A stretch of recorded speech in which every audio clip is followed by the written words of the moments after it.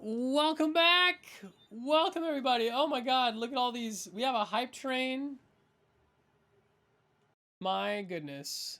Hello. Wait. 1 second. I don't know why. Hold on. There's a what is happening? Hold on, chat. There is an echo somewhere. Okay, it's gone. I found it. I found the echo. We're back. Oh my god. King, welcome on in. Nope, Prue. Steve, thank you so much for coming on in. Thank you so much for the hype train. I can't believe I missed it while I was. Oh my god. Thank you so much for the hype train, y'all. Appreciate you tons. Nope, no, welcome on in. Jay to the Ormbles. Dala.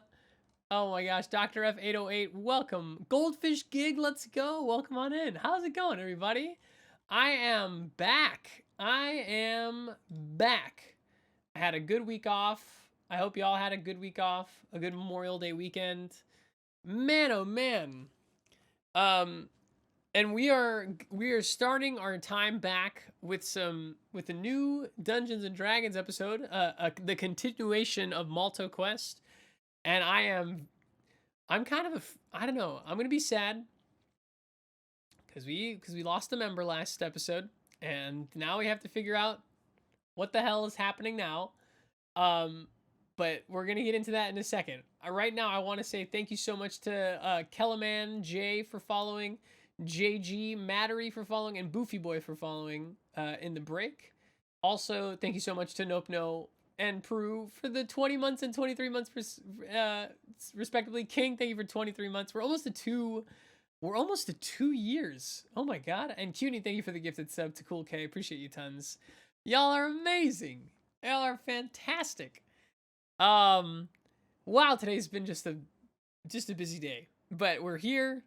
We're gonna play some Dungeons and Dragons. Oh my goodness.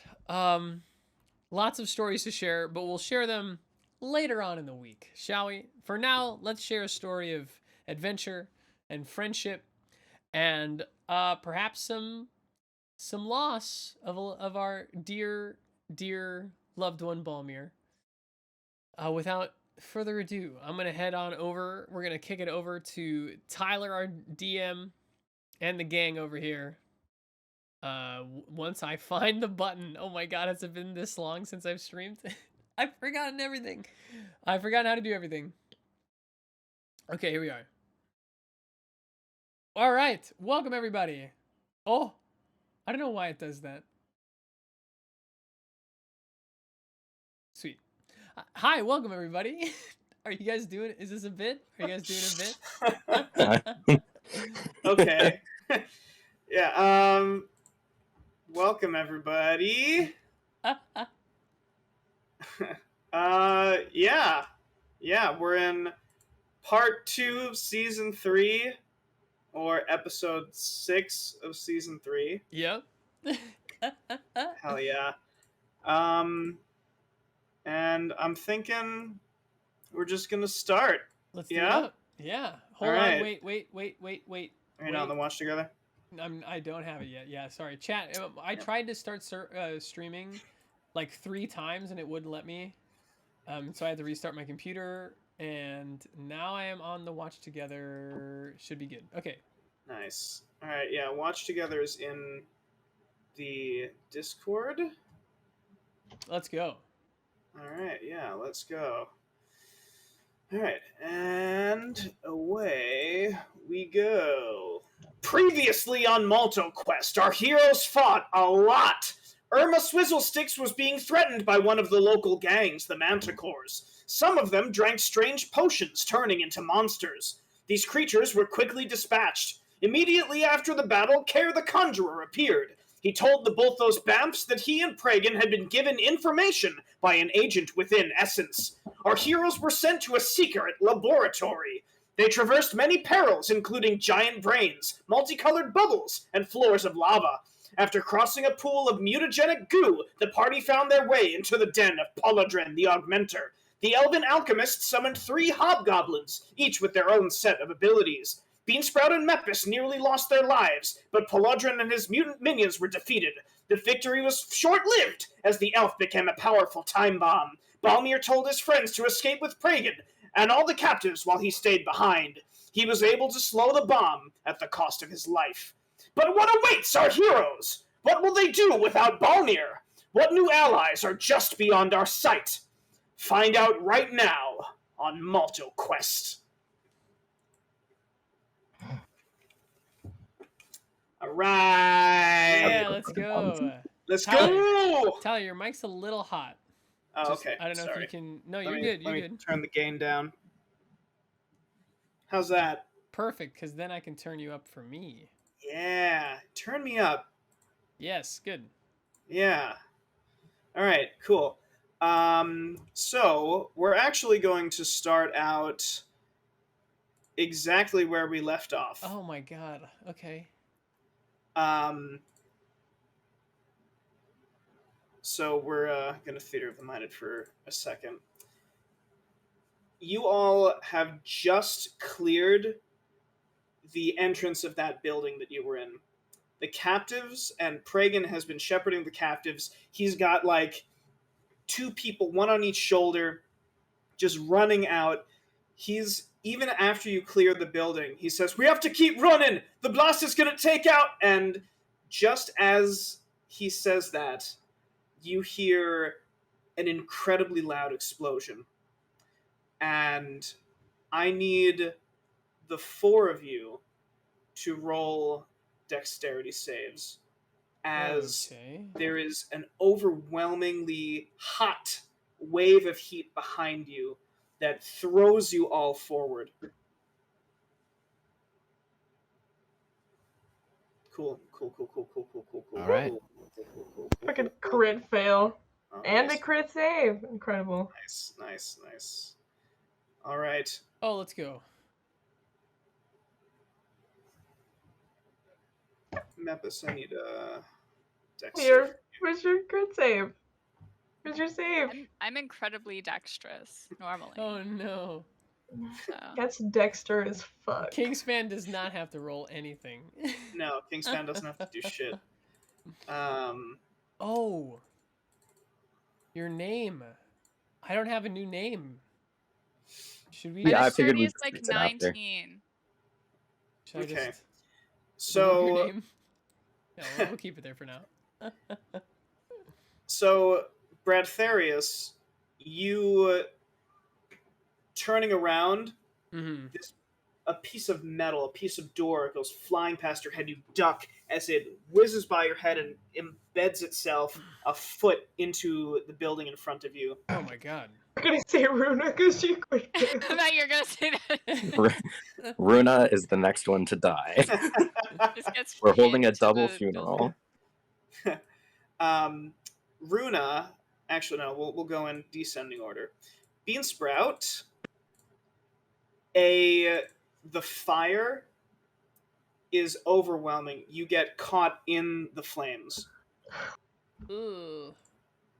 as they completely cool. surround you, Oh no. and you're taking 10 points of fire damage. You're lucky I got fucking 12 hit points. Wow! You tuck Ah. and roll, but your skin is singed. The little bits of your hair at the ends are frayed. Even the mushroomy part is cooked a little bit. Yum. Yum. Mepis, there is shrapnel that comes exploding in all directions, and you're going to take 8 points of piercing damage as it just peppers into your body. Oh dude, how many? You were pretty weak at the end of the battle. And Runa, one of the captives is behind you, and it's this little girl, and you grab her and just wrap your body around her, Oh. shielding her from the explosion. And you're taking 7 points of fire damage as you're blasted forward. You go tumbling and you crash into a wastebasket, but you, feeling just burns. You open your arms and the little girl is there looking up at you, terrified, but she's safe. She's Aw. fucking dead. Nice. Behind you, as the dust settles, there is a crater. I'm going to outline the size of that crater right now. On the map, or on the map. It's so morbid, but I was kind of hoping Balmir's hand would just come flying out and slap me across the face. Oh my god. That honestly would be incredible. There is a crater Oh man. behind you. It's huge. It is multiple buildings. There are screaming people, civilians. There are other buildings that got caught in the blast that are just not there anymore. Jeez. You're all panting, exhausted. Pragan, he stands up, dusts himself off. Even though you are all alive, you are all blasted back with such force. There is debris on you. There are bits of bricks, dust, dirt, rocks that are all over everyone. You, the captives, everybody. Pragan stands up, coughs, and he dusts himself off, and he says, "We've got to get out of here. The captives, they'll find their way home. But if they find you here, we're dead. We've got to run." So wait, for Balmir though. He slowly walks over to you and he puts his hand on your shoulder and he says, "I'm so sorry, but the fail-safe, it wasn't meant to stop the explosion, just to slow it down." That's a dumb failsafe. He told us to trust him, so we just have to wait, and he will come back. He will come out. He had a plan. So I hear what Pragan says. I like kind of, I get up, I see the door, the explosion, the crater. I hear what Pragan says, and then I hear what Beansprout, and then can I like just kind of go like, "We have to go," really solemnly, like pick up Beansprout, because I feel like she was gonna go running back into the rubble. So I'm just like, "We have to go," so I'll just fireman carry Beansprout. Yeah. Just like just really like I'm just completely numb, kind of down, like business, like, no, we need to get out of here. Yeah. Okay. So you pick up Beansprout very gently. Yeah. But firmly, and you begin to go off. Pragan, he shouts to the other captives. He says, "Go back to your homes. Do not speak of this. Be very grateful that you were rescued here today. I know I am. But count your blessings and pray to whatever gods you have your faith in." And that he begins to go as well. I'm trying to think of a place that, like, would Bradtherius know of a safe place to go, or would, I mean, probably at the top of his mind is just wine and mead. Oh, we lost somebody. We lost Steve. Yeah, we lost Steve. He's back. Nice. Yeah, I mean, ale, wine, and mead is the kind of the place where, like Care said, after you're done, Irma will patch you up. Okay. So so after I pick up Beansprout, I just say wine and mead, and just kind of start walking in that direction. Pragan follows you. I guess he goes up to Mepis and Runa. Runa, you're still like almost in shock with a crit fail, clutching this child, and Pragan, he puts a hand on you, says, "Up and out 'em, miss. You've got to go. This child is safe." And you know that thing in books where like somebody like they're really angry and so they like like bang on somebody's chest and then they just start crying and like hug them? She does that. Oh god. Yeah, and that he just like kind of pats you on the head and he's like, "We've got to go," and he just kind of like you begin to just numbly start walking forward, and Pragan comes up to you, Mepis, and he kind of dusts you off. He's like, "You all right?" Mepis just goes, "Just get out of here, mate. Let's go." All right. Oof. So you all get back to ale, wine, and mead. And it is a somber walk. as you all, with every step, you feel the weight of loss.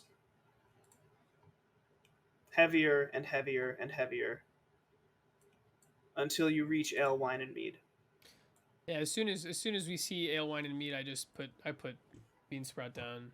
Mm-hmm. Yeah. You enter through the front doors, and Irma's waiting for you. You see that there is still blood on the floor. There are broken chairs, broken pottery and plates and cups and everything. And Irma, she sees the four of you come in, and she begins to inhale as if to ask, where's Balmir? But she takes a look at your faces, and she stops talking, and she puts 5 mugs out, and she fills them all, and she slides 4 of them forward, and then she takes the 5th one and she just pours it out onto the floor. God. And then she puts it back.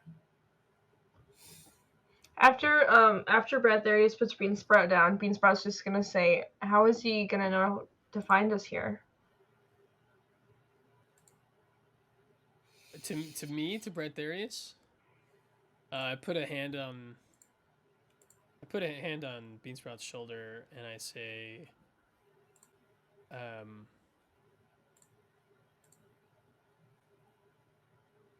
I think he'll always know where to find us. I wouldn't worry about that, Beansprout. Fuck, that's so fucking sad. Yeah.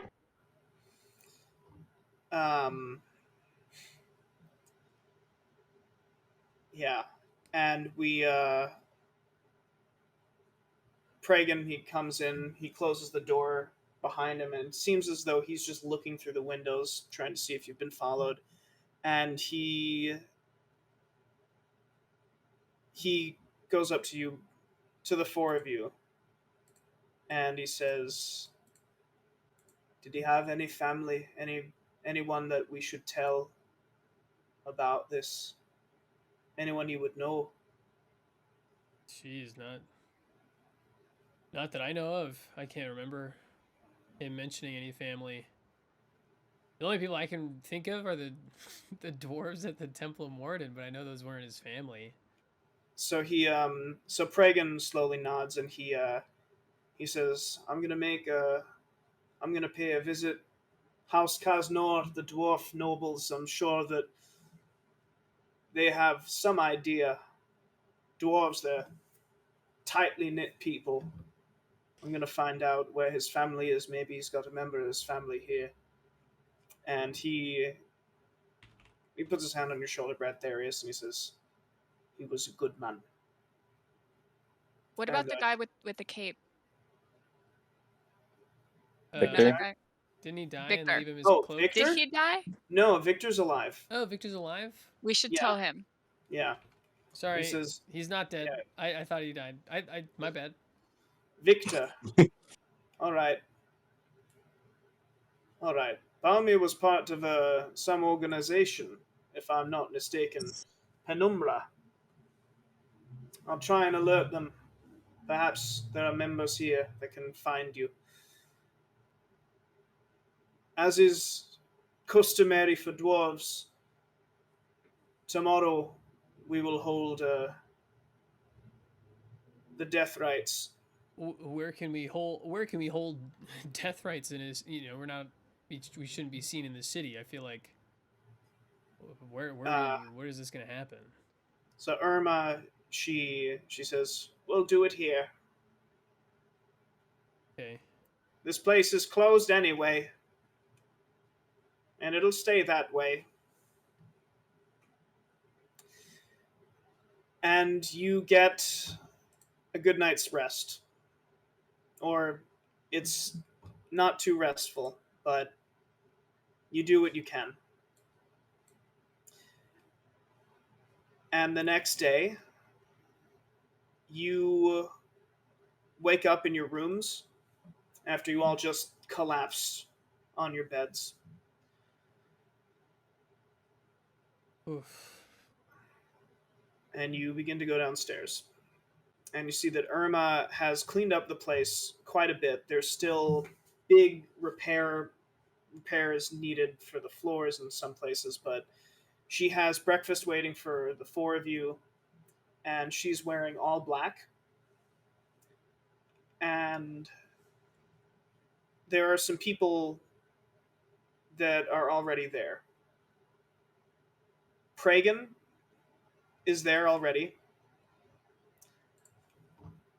He's sitting at one of the tables, and sitting with him is a... I'm going to pull up his mini.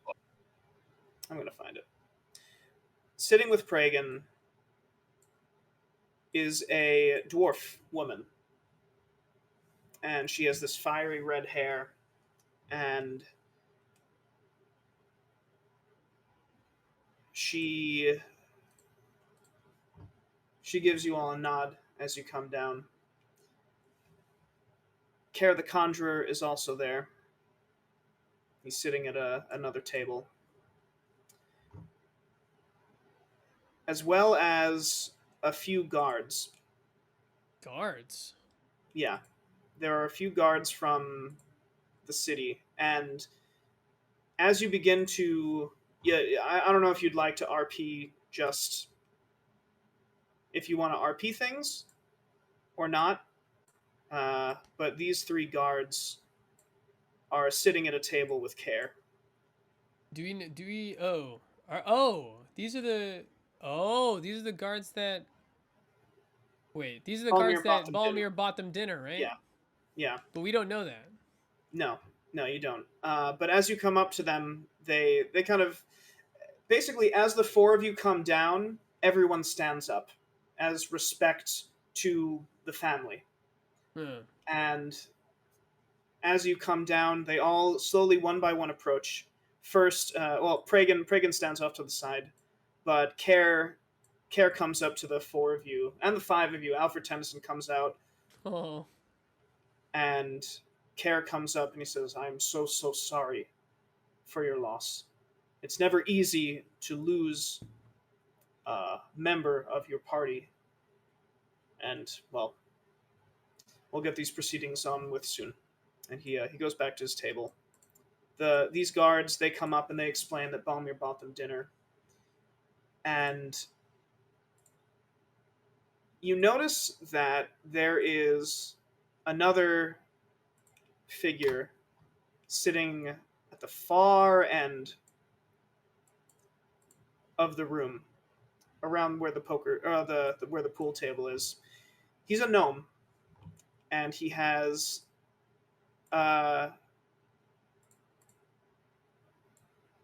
happy disposition. And next to this gnome, there is what looks like some kind of mastiff, but it is made of metal. And it is just sitting attentively looking at this gnome. That's King's new character, the dog. The metal mastiff. And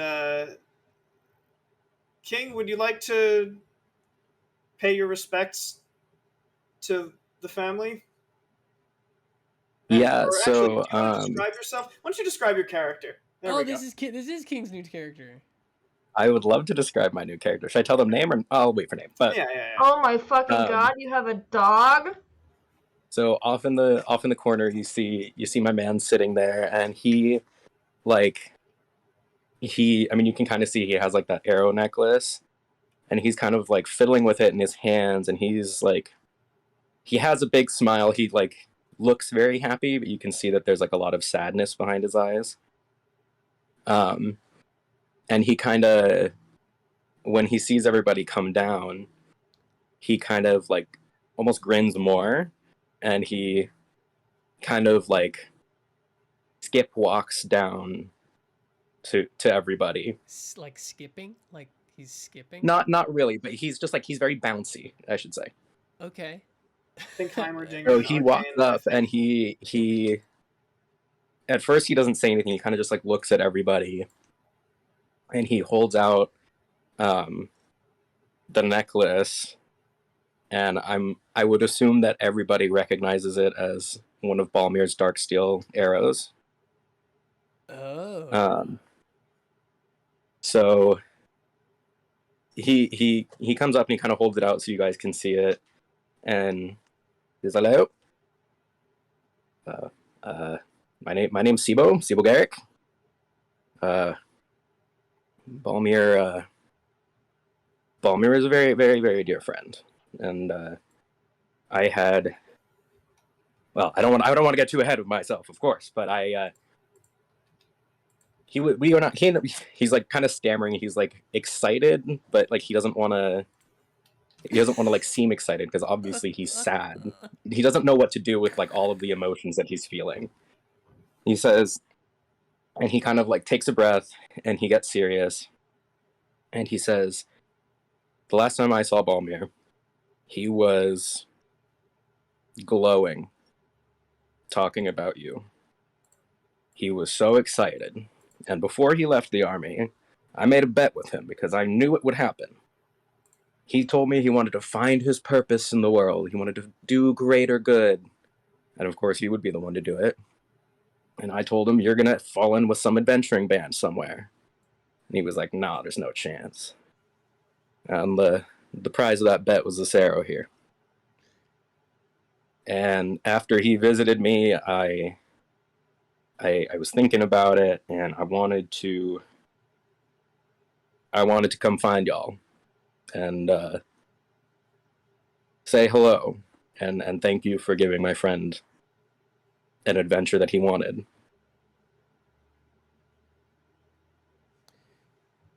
Woof. Have we seen Sibo before? This is your first time. First time meeting Sibo? Mm-hmm. He's a gnome, so is he short? Oh, so he's like 3 foot. So he's right? like a third my height. Yeah, he's like He's a foot shorter than Balmir was. Have Yeah. we? You're 9 feet tall. Oh no, sorry. No, I'm 6 feet tall. He's half my height. He's of a height with Alfred Tennyson. He's half my height. Sorry, I'm not 9 feet tall unless I'm enlarged by Mepis. Have we had the chance to like say if we wanted to share thoughts or like is that? Yeah, well, this is kind of before the funeral okay, starts. This is like okay. everyone paying respects to the family, and then everyone sits down and you know. So okay, so Sibo comes up and I don't know, man. I guess Bradtherius is. I just kind of look at him.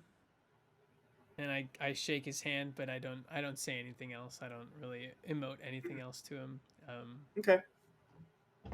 And Sibo kind of is like, oh shit, I came on too strong. So he kind of just like gives a little smile and kind of nods his head and then walks back to where he was. Well, yeah. Is there breakfast, Tyler? Yes. Yeah. Irma has made a little buffet table up at the front. Can I put my magic dust all over the fucking food? Yeah, of course. Yeah. Great. You all have gotten a good a long rest as well, so you can click your long rest buttons. Oh man. Yeah. My So at seasoning of that, choice is dandruff. what? Your seasoning What of about choice is dandruff? No, it's not really. I was just kidding. It's the ashes of exploded Balmir. Yeah. Yum. Oh god. Delicious. Too soon. Is there food on sticks at the buffet? Yes, there is. Runa eats all of them. Yeah, cool. So materializing in the shadows in the corner, right around the table that has Pragan, is Victor. And he doesn't say anything, he doesn't come over, he just gives you all a nod as he sits in one of these chairs. And Irma, she comes around with her cane you notice that she looks very old, and moving around the way that she is moving is an effort, but she seems as though she has deemed that it is worth it. And she says, "Today we're gathered to honor a fallen comrade and friend." And she gestures to the four of you. She says, "If you have anything to say, you may do so." And I'm just going to move your minis to chairs so you're not all just kind of like standing up there. While the rest of the party is sharing, can I just start bringing everyone like plates of food? Yeah, absolutely. Yeah. Perfect. Yeah, Does it- Beans ready to start filling everyone's plates.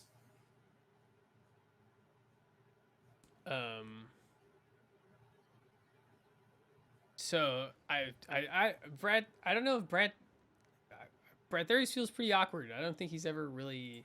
I mean, he's been shunned from his family and all that stuff, but like he's never really lost anybody. I don't think this close to him or like a friend. Mm-hmm. So he just kind of sits and just kind of waits a little bit, just kind of watching everybody, just because he's kind of numb and doesn't know exactly how to express his emotions. So he's just kind of like shut off at the moment. Actually, I think if it's cool, can I go just get a big old pint of something to drink? Oh yeah, Just like yeah, absolutely. so. Yeah. I'm gonna just slowly make my way back and grab a pint. Yeah, And yeah. make- There's a big stack of filled pint glasses at the end of the table. So yeah, you grab one and then you come back and sit, or are you gonna say anything? I'll come back. I'll come back, and if nobody said anything, then yeah, I'll say something. Okay. So I go up, I grab a pint, and then I go back to sit, and then as I'm sitting, I stop, and then I stand again. Maybe I stand on the chair, maybe I stand on the table. I don't know. I'm Okay. just kind of figuring this out as I go. Um, yeah, Bradtherius, he's about to sit. Then I go, nah, I gotta say something. So I stand, and then I'm like, I gotta get higher. So I stand on the chair, and then I'm like, I gotta get even higher. So I stand on the table, and I raise my glass out, and I don't say anything. I just down it all, just in one gulp.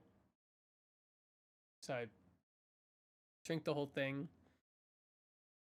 Sibo to himself says, "I see why he liked you." And then I put the with the glass now empty at the side of me in very terrible dwarvish. Very terrible dwarvish. I say, friend, no. Brother, yes. Remembered, always. And then I sit down. Nice. Nice. Who's gonna teach Bradtherius Dwarvish now? I don't know. Don't say that. I think Sibo knows. Sibo knows Dwarvish, doesn't he? Why are you asking that? I don't fucking know. I'm asking Tyler. I have dumbass. no idea who Sibo is. Just to say, I guess more to say that Sibo, I'm hoping, would understand what you said. Yeah. Mepis, did you?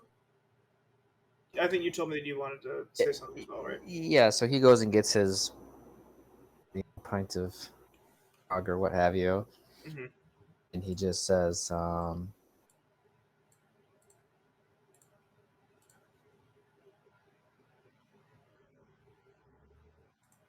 Balmir, one of the bravest rangers I ever knew. In battle, had me skull cracked open by a stone golem. Balmir brought me back. Lights are on. It was blown up. The Lantern Man. Mayor brought me back.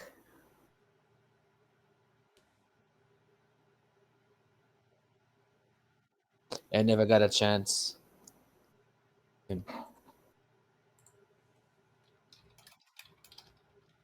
We carry on in his honor. He lifts his glass, throws it on his face, and he says, Balmir. Nice.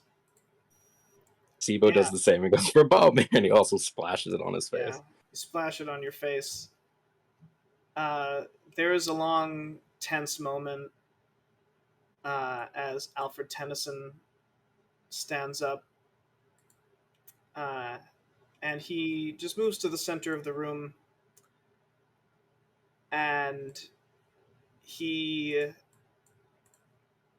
looks like he's not sure what to say, but he's got his little hands around a mug of ale that is way too big for him, and he says, "Family, not blood. Family is choice. Build, cherish, protect, love, remember." And he says, "Short man, Balmir." And he with great effort raises the mug to like drink it, and he's like, and he like puts it back down on the ground, and then he goes to sit. He sits next to in between Runa and Mepis. Can Runa go next? Yeah, of course. Okay. Runa doesn't stand up. She just kind of sits a little higher in her chair, I guess.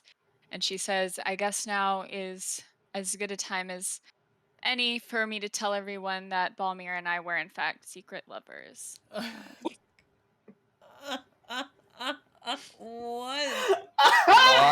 Balmir's ghost floats through a window and goes, "It's true," and floats Not off. really, not really. That's a joke. But just yeah, to know how else to open with that. But everybody here knows Balmir was super generous, whether it was giving kids money to buy hot chocolate when Bradtherius terrorized them, or buying drinks for everyone in the tavern, buying dinner for a bunch of guards. So of course he would be the one to give his life for us.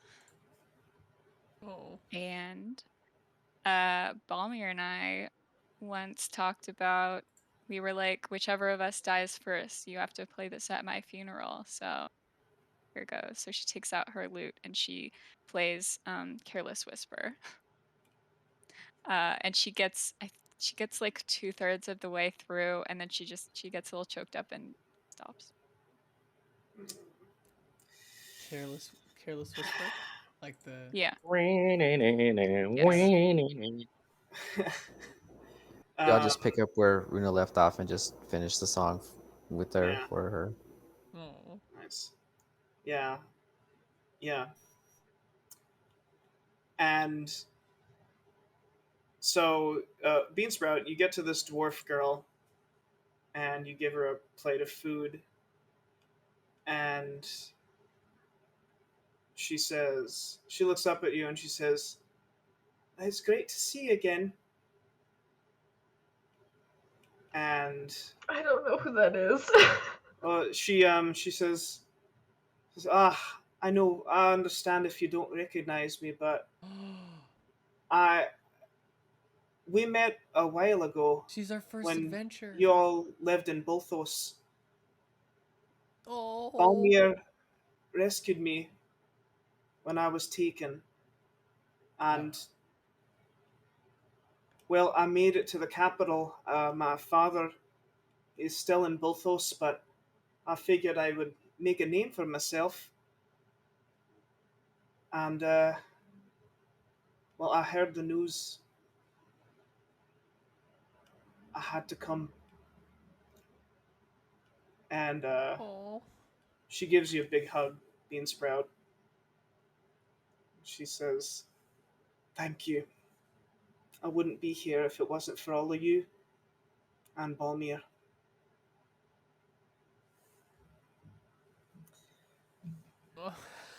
Oh God. Love the finger guns first. And so Nina, the daughter of the blacksmith, and both those, she sits back down again, and she grabs her own mug of ale, and she says, "To Balmir," and she drinks up. Balmir.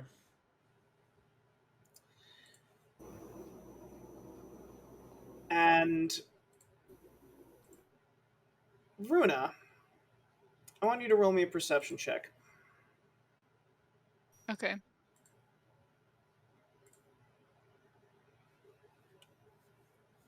Okay. So with a 9. I don't have very good perception. That's fine. That's fine. Runa, so I'm going to say with a 9, you don't realize Great. until you just see her that there is a woman at the back of the room. Seems as though she just kind of let herself in. And she... Let's see if I can pull her up. I just had her. I will pull her up. There we go. There we go. Oh, okay. There she is. Yeah. So this is what she looks like. She's obviously not that big. But she's a 30-foot woman. Yeah, she's a giant woman. And so How did we not see her come in? Yeah. She has a face as big as a The table. wall. And Runa, when you notice her, she walks up to you, and she puts her hand on your shoulder, and she says, "I'm sorry for your loss." And she says, "Words can't convey." Who the? And she looks at you dead in the eyes, and she says, "Some things just can't be said." And she slowly walks back to the end of the room and sits back down. And I'm going to say that Runa, this is happening while other people are getting up to talk. Am I supposed to know who that is? Do any of us notice that interaction? I think that you're all kind of busy. I'll say that this is... people are kind of milling about and just talking to each other and sharing stories about Balmir. I think Victor might be talking to one of you. Yeah, Bradtherius, yeah, if you roll me a perception, just because you're... I'm at the table. Yeah, you're at the table. Yeah, so with a 10, 10's pretty average. 10's pretty average. I'll say that you notice it, but it's in your periphery, and you're in the middle of a conversation with Victor. So Well, it doesn't get my attention as much. Right. It doesn't get, like, it's something that you might keep note of, like, after you're done talking to Victor, but at the moment he's just like, yeah, I remember one time I was teaching Balmir how to sneak up on me, and he couldn't do it for 4 hours. It was just him trying to sneak up on me, and I'd turn around and I'd be like, "Gotcha." And but eventually Runa, the woman, she's just making eye contact with you. Whoa.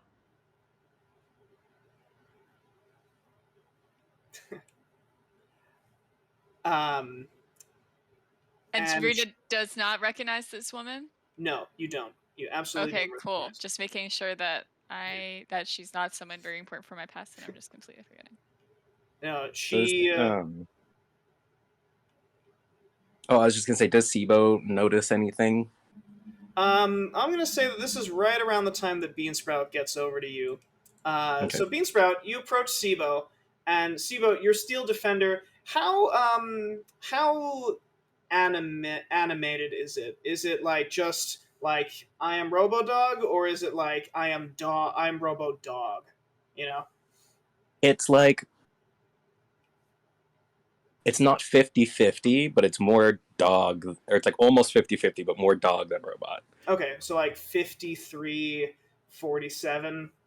I would say like 60-40. Like 60-40? Yeah. Okay. So as Beansprout approaches Sibo, you hear this,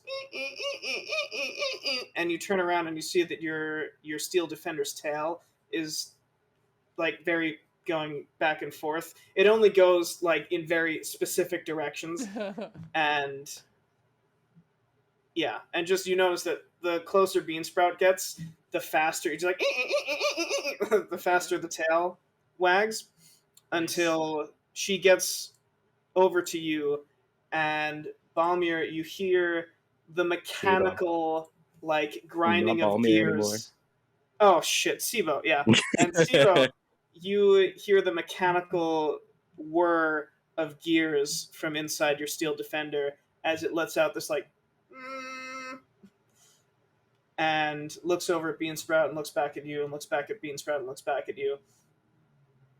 Sibo smiles really widely at Beansprout and is like, well, I think Cider likes you. Cider?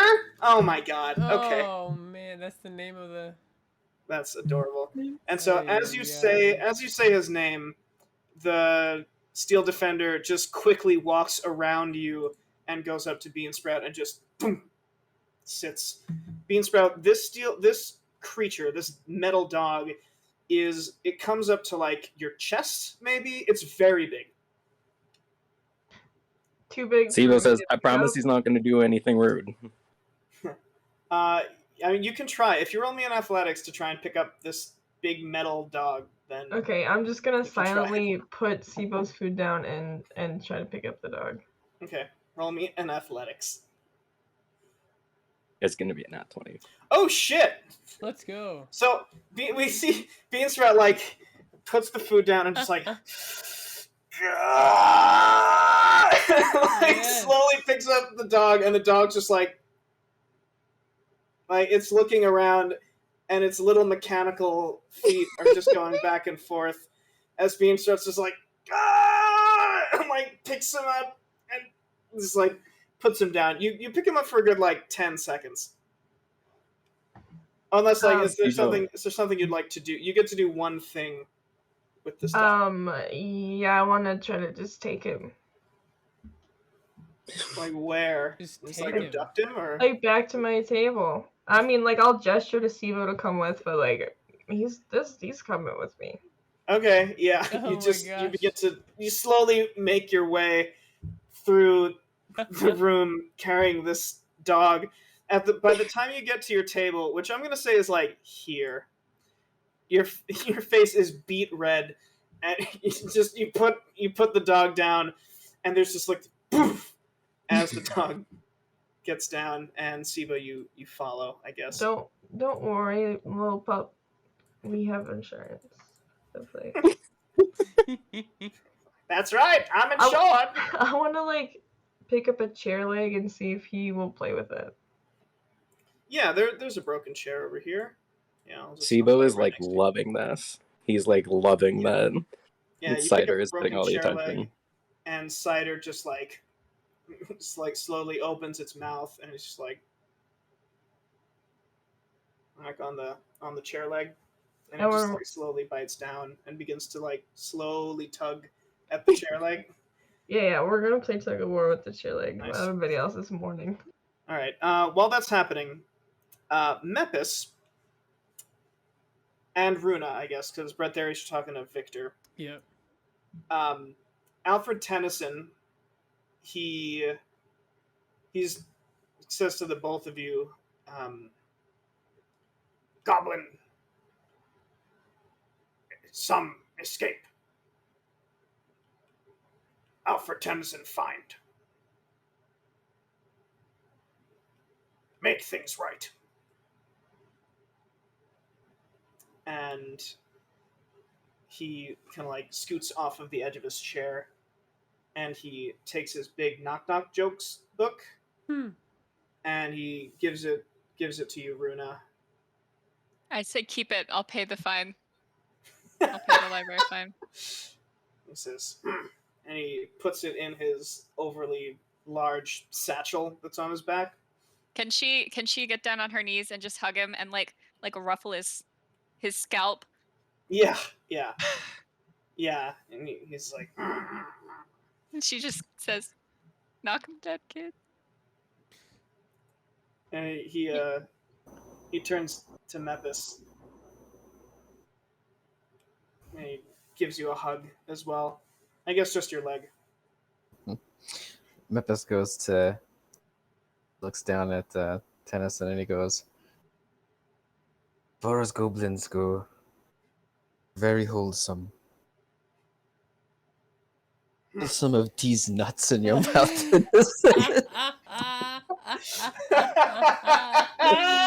Oh my god. Ah. he kind of like dips his hip towards him, but like all the shrapnel went to his lower leg, so he tries it like a little dip, but then he kind of like staggers a little bit, and it's just like, oh shit, that's still there. So Still healing.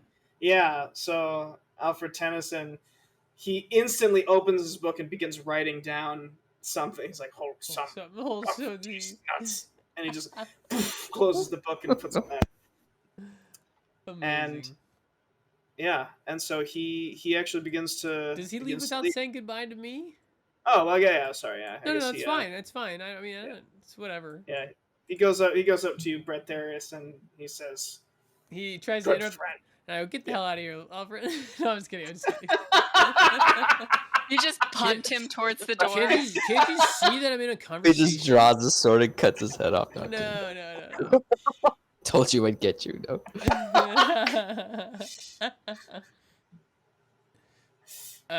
So I'm talking with Victor. I'm telling him about one of the many times that Balmir like hit just a badass creature right through the head and feel a tug. And I look to my right and I don't see anything. And so I go back to my conversation. I feel another tug and then I look down and I see Alfred. I crouch down and I get down on his level and can I give him one of the you know how like there's like the little mini swords on like like on drinks or something, you know what I'm saying? Yeah. It seems like a little it's like metal, like a metal toothpick. I just go I just kind of give it to him. Just as a little, tell him good luck, and then I just kind of pat him on the back. Yeah.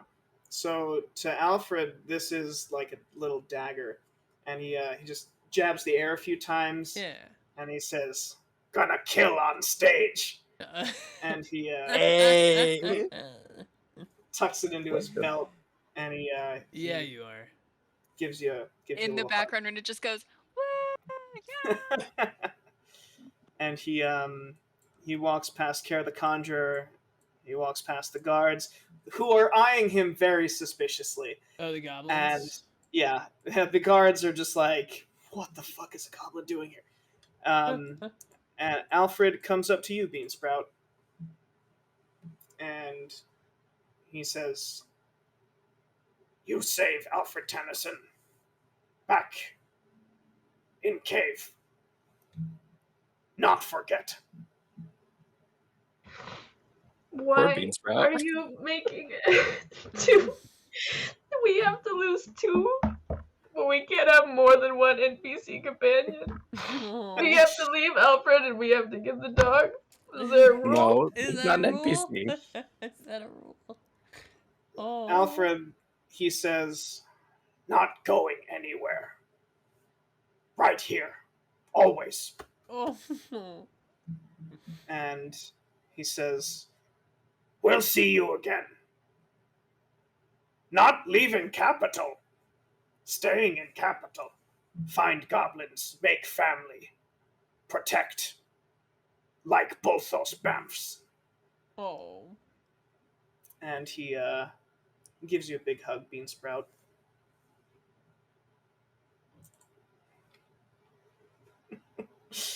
Yeah. And he at that he travels out. Sibo gives him like a little salute on his way out. Nice. Yeah, he kind of like, as you like raise your hand, he just like. Can we see the big picture version of Alfred Tennyson one more Absolutely.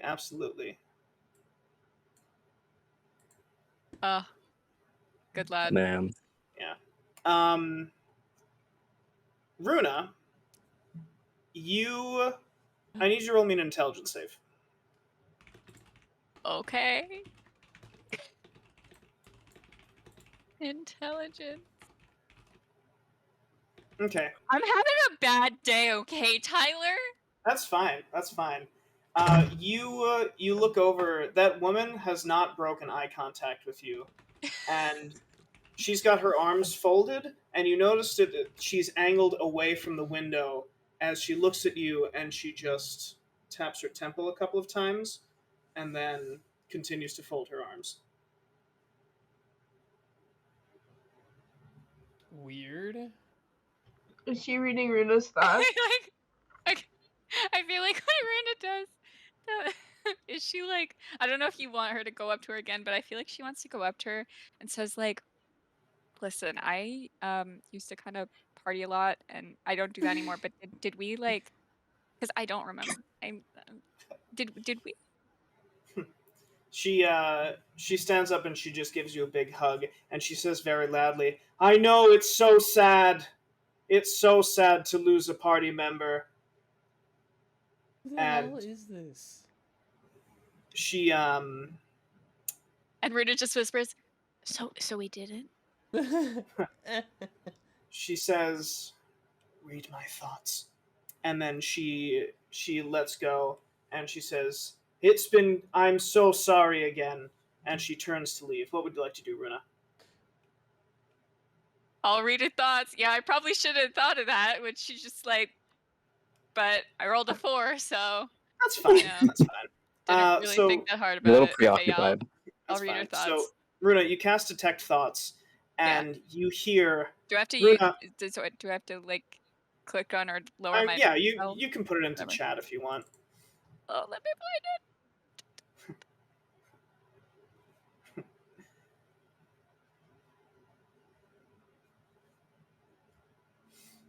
Okay. Okay, so you hear, "Runa, it's me. It's Mom. I'm in What? disguise. This You place is just being asked watched." your mom if you fucked. Oh, that's hilarious. That's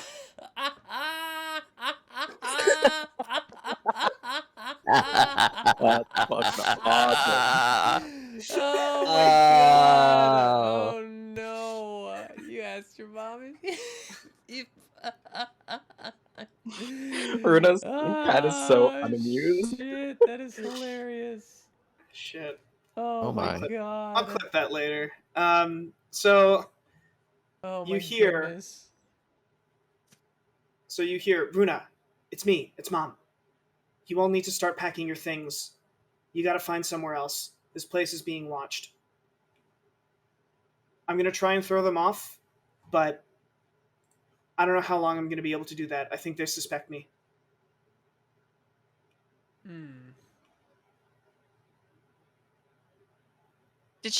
Are we still like hugging, or did she walk away? No, she walked away, but she said, "I cast Detect Thoughts on you. You cast Detect Thoughts on me. We can talk for a little bit.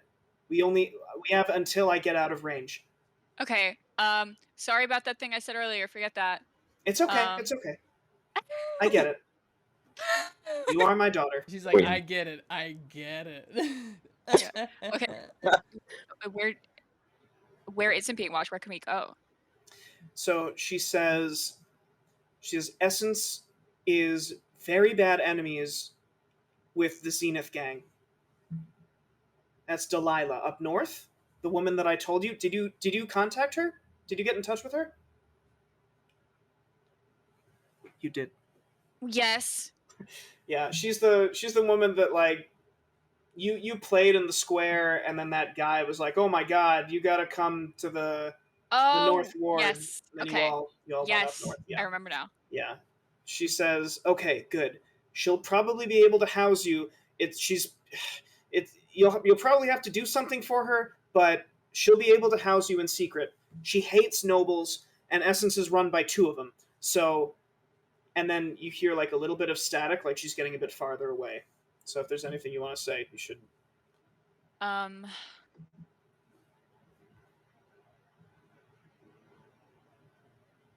Thanks. Take care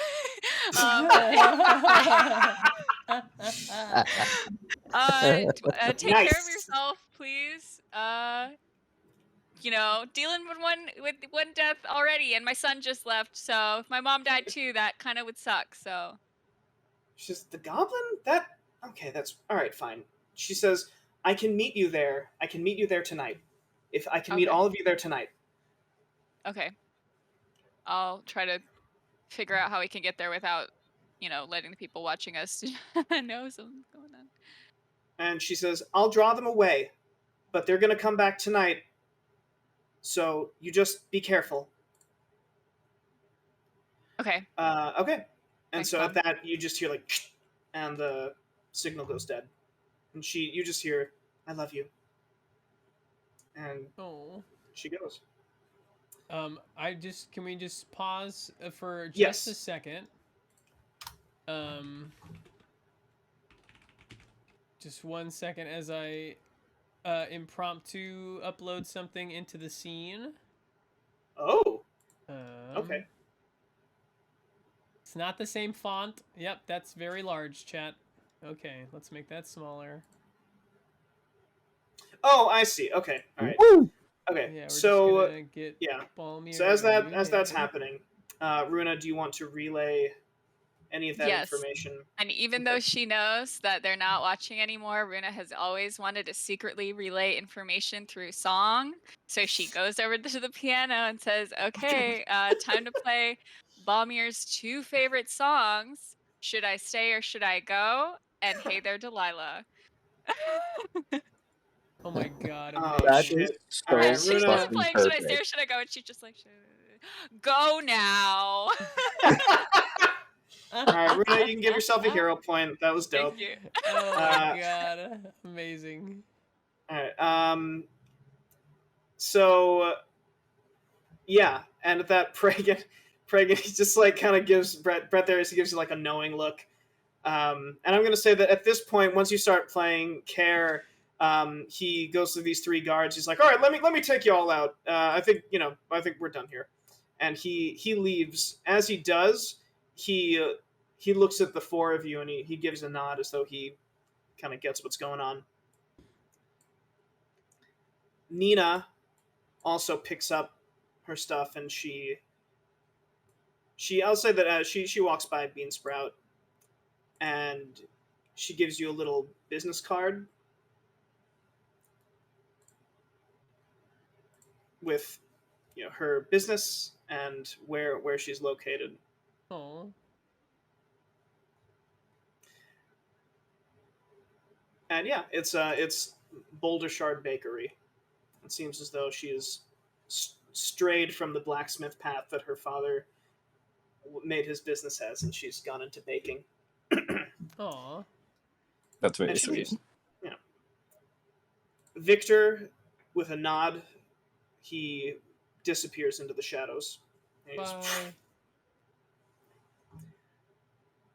Bye. I'm a little tipsy, so like when he vanishes, I'm just kind of like, whoa. Okay. I'm not that bad of a conversation.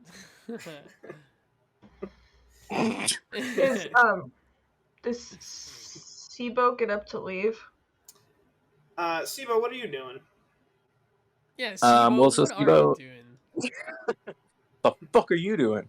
Sibo kind of starts to see everybody's like getting ready to leave, and he's like you can see he's kind of like being hesitant, like he should probably go, but he like doesn't want to.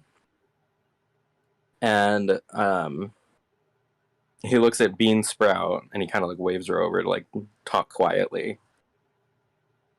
And he's like, I meant everything I said was true. And when Balmir came to the capital and he told me that he found his adventuring band and we ended our bet, I turned my coat in. I no longer am part of the army. I was hoping to ask him, but obviously, I want to continue his legacy. I want to do good, however he did it. Like, can at least for a little bit? Do you think I can follow you all around or stick with you for a bit? That's not my call to make, but you're not getting far with that dog because he is mine now. So Sibo stay just or like go, grins. He's like dog is loving staying in that. here. Being to hear this mechanical like Oh. as yeah. But yeah, And All right, so I would go Sibo. ask somebody more important to me. Like, Okay. Well, yeah. Well, now you're all basically alone. It's the five of you, Irma and Pragan, and Yeah. Irma is just beginning to clean up, and Pragan's helping her. So Runa's saying that we should go, right? Yeah. So that's yep. So I saunter up to Runa and I say, "Where to next?" I'm still quite tipsy. I literally played the second song. All right, let's go to Aunt Jemima or Delilah or. Mepis is trying to follow along, but he's like, hey, he's just been pounding grogs. He's just done. He's hammered. He's like, you always remember when Balmir, remember when Balmir had he had the spicy drink, and then and then he slipped in the fucking ginger chew, and then he turns and pukes all over. He just turns and pukes all over this rug right here. Just I disaster. start laughing hysterically, and I'm like leaning toward, like I'm like kind of stumbling into Mepis, and then I kind of like hang on to him, and I'm like laughing, and then I start crying. Like As they're crying into stumbling around, Mepis' We just shoulder. kind of crumble to the ground. Fucking pour me a bloody hell. I told him we could as stay. that's happening, I told him we could stay. And then I finish the pint that I have, just sitting right next to Mepis' puke. It's like bawling Just my sitting in eyes it. We're out just finally fucking, in yeah. his shoulder. Runa just says, "I As- suppose I'll take the role of emotional backbone of the group now." as he goes like seeing them like stumbling around, he whistles, and Cider runs up like next to Mepis and Bradtherius to try and like be something they can lean on so they don't just face plant. Yeah. I'm not comfortable with the dog, so I kind of look at it and I just like, you took the dog? You took him from me? I didn't take anything. I'm crying in a This is puddle the with Mepis. beginning of Dean Sprout's villain arc. So I guess I use the dog. I'll use the dog to kind of get myself up, and I offer a hand to Mepis, and pull him off the ground. And I'll just put my arm around him, and he puts his arm around me, I imagine, and we'll just kind of follow Runa wherever out the back or wherever we're going. Cool. I'll go to Mepis will go to Bradtherius and go, was that a fucking metal dog? My dude, Am I seeing things? and I look at him and I said, "You're a blue dragon man, and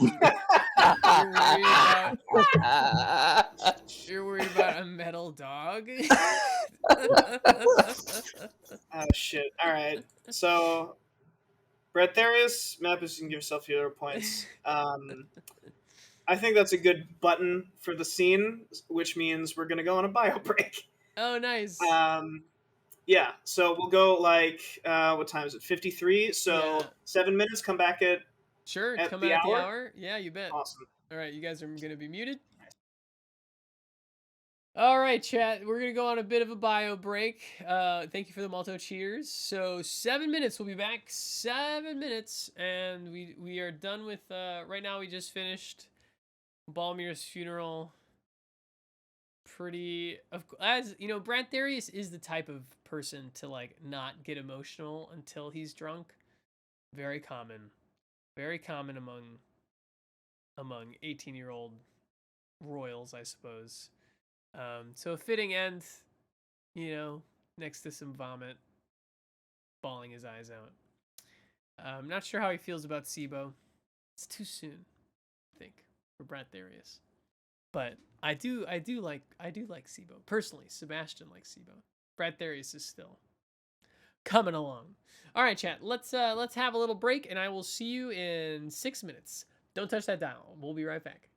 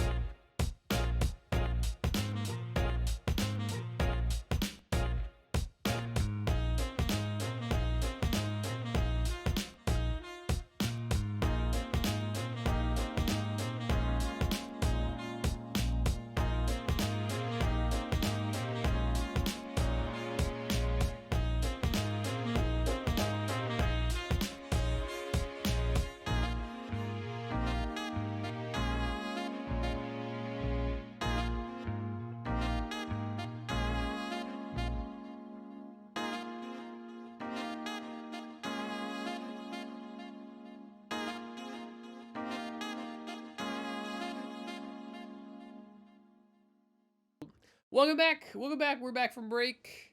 We are back from break, and we are gonna head right back into the episode.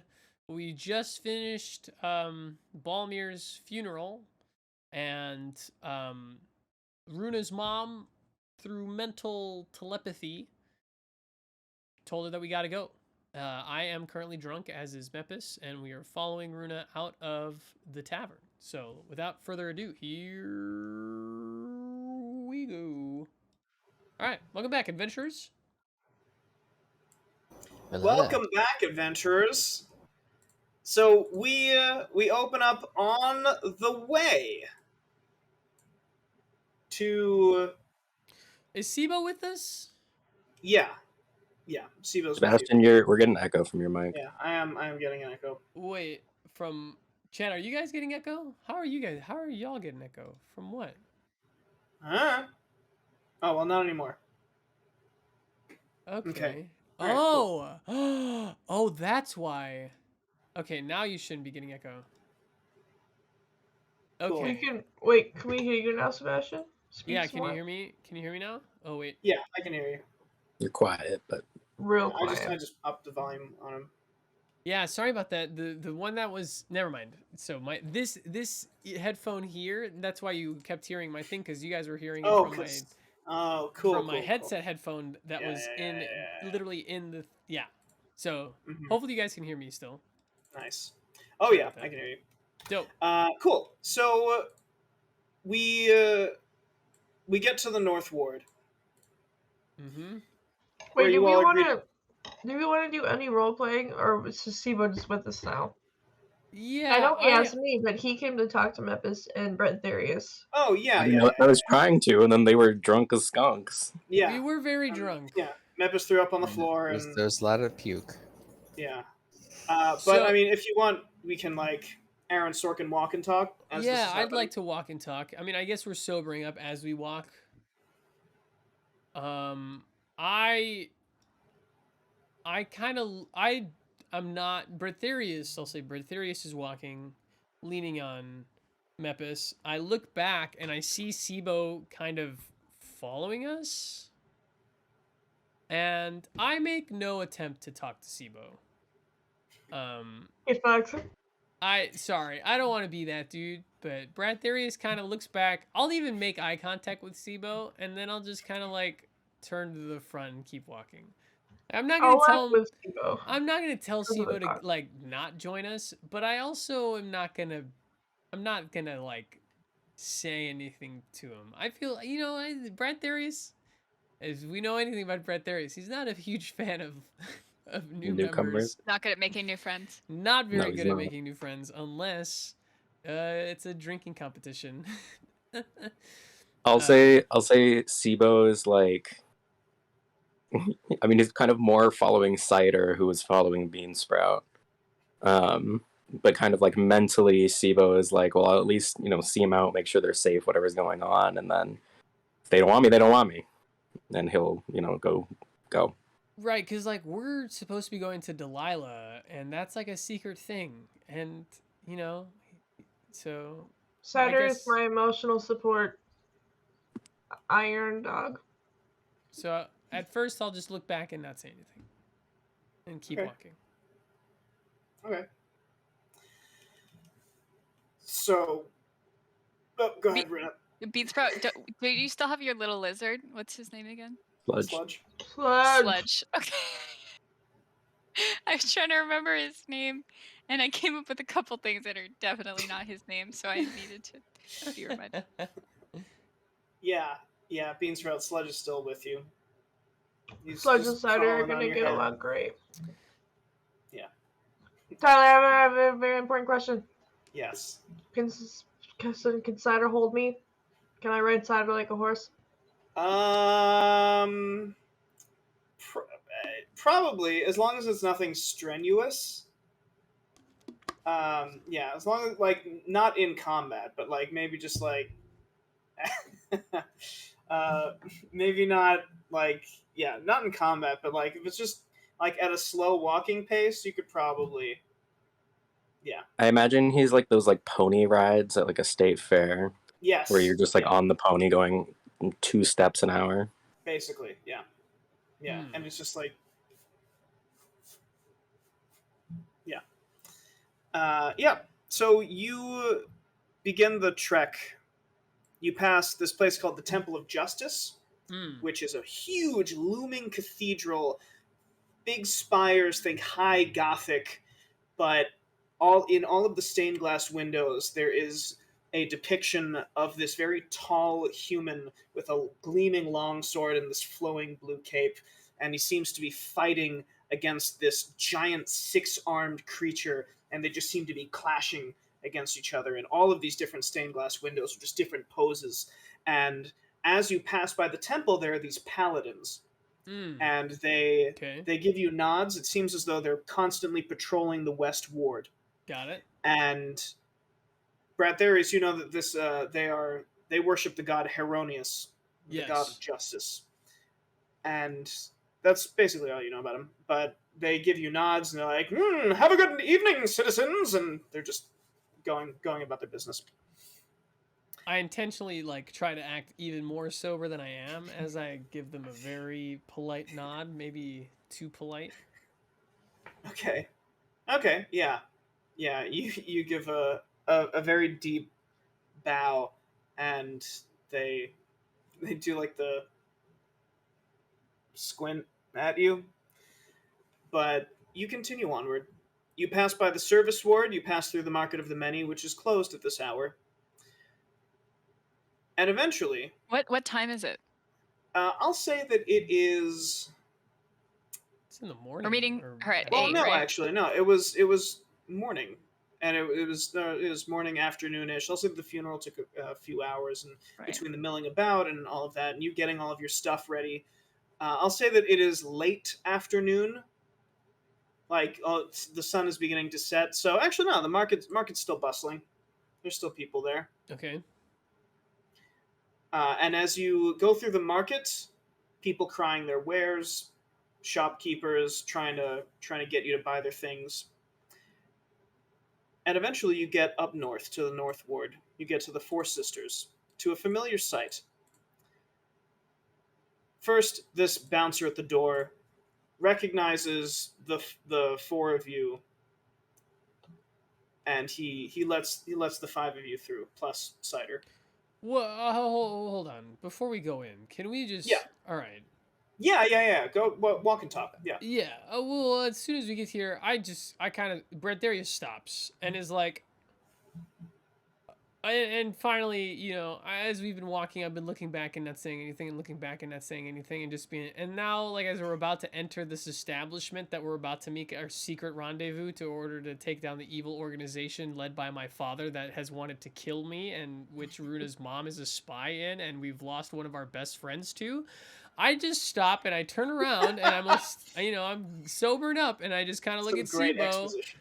I look at Sibo and I look at Runa and I just kind of look at everybody and I'm like, all right, what's happening here? And I don't want to be, I don't want to be rude. No. I don't want to be rude. I Mepis, just think he's that toking on his pipe. The what's fuck's this guy? happening? The fuck's this guy now?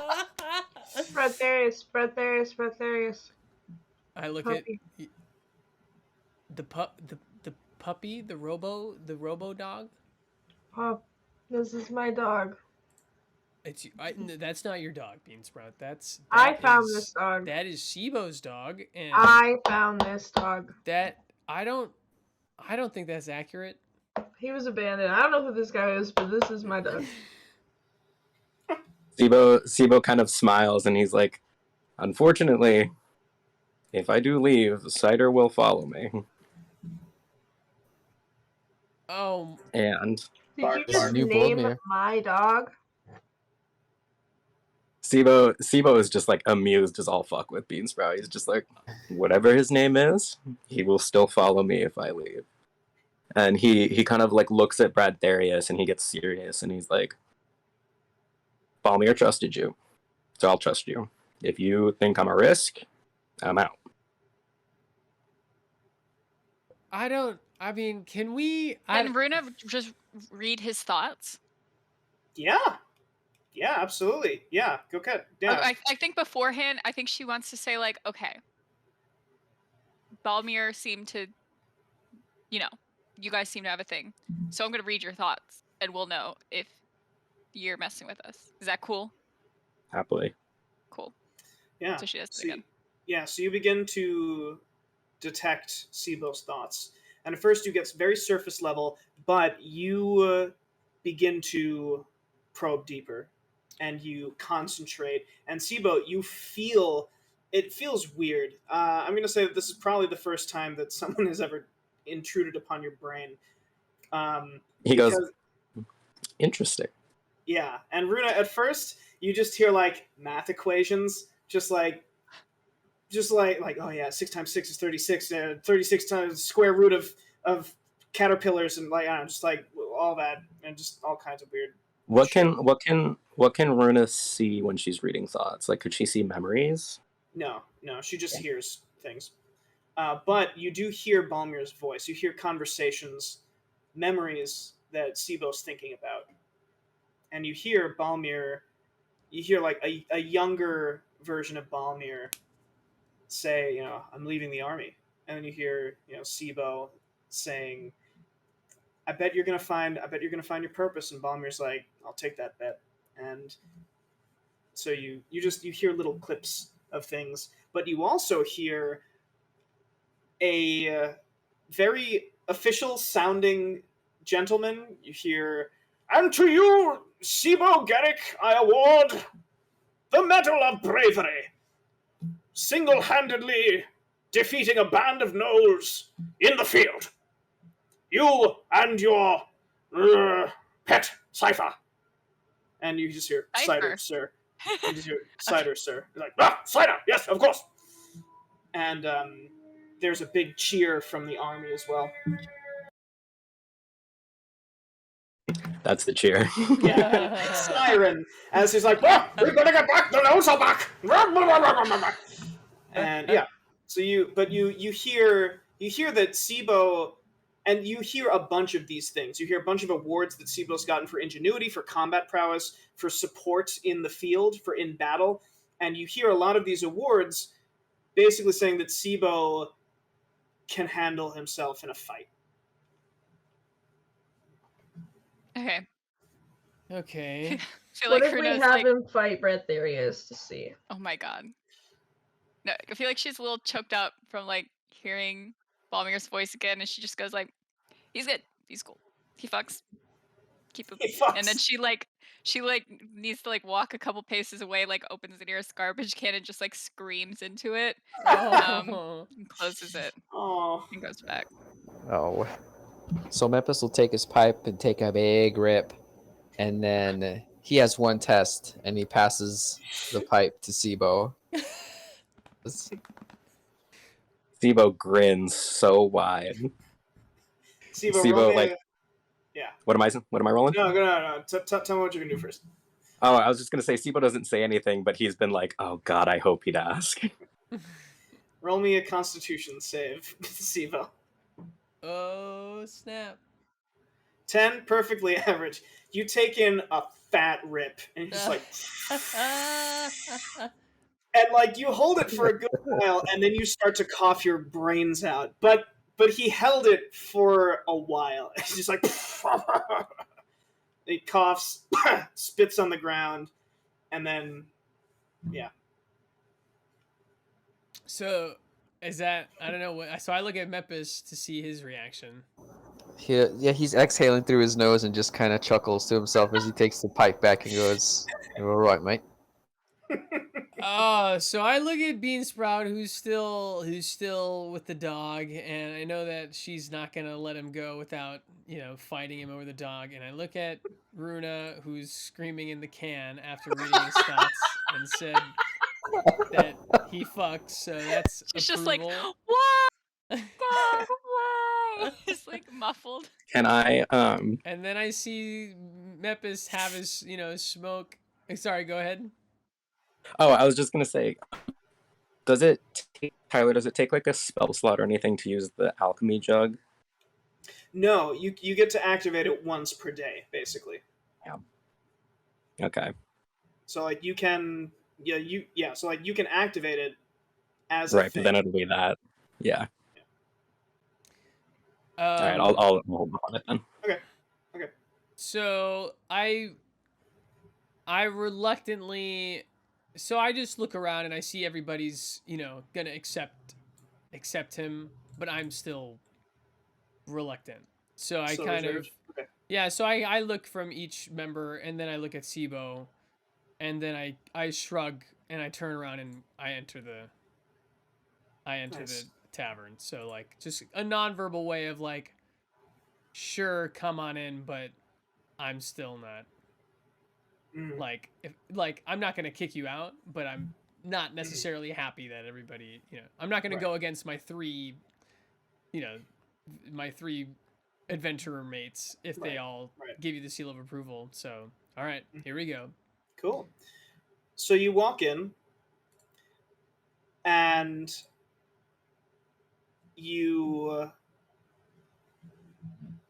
the room. It's not quite like when someone walks into the saloon in the cowboy movie and the guy stops playing and everyone kind of turns around and looks.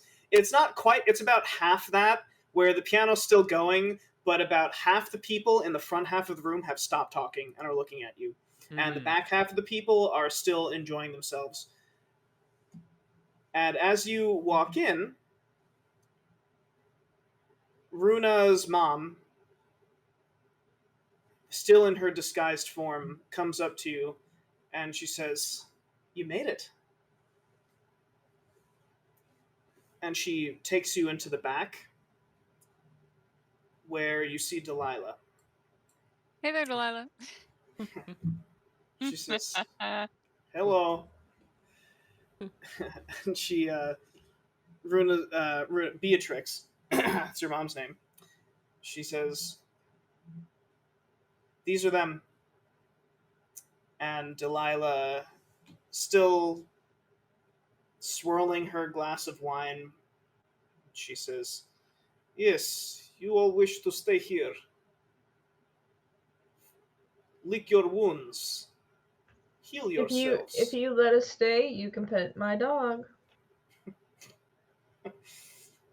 She says, "I have no interest in pets."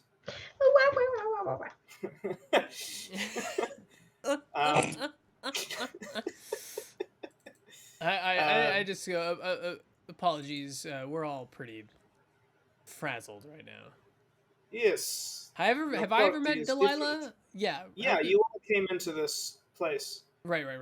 That's Yeah. right. She says, "Yes, you have fifth member. This short one here, with the dog."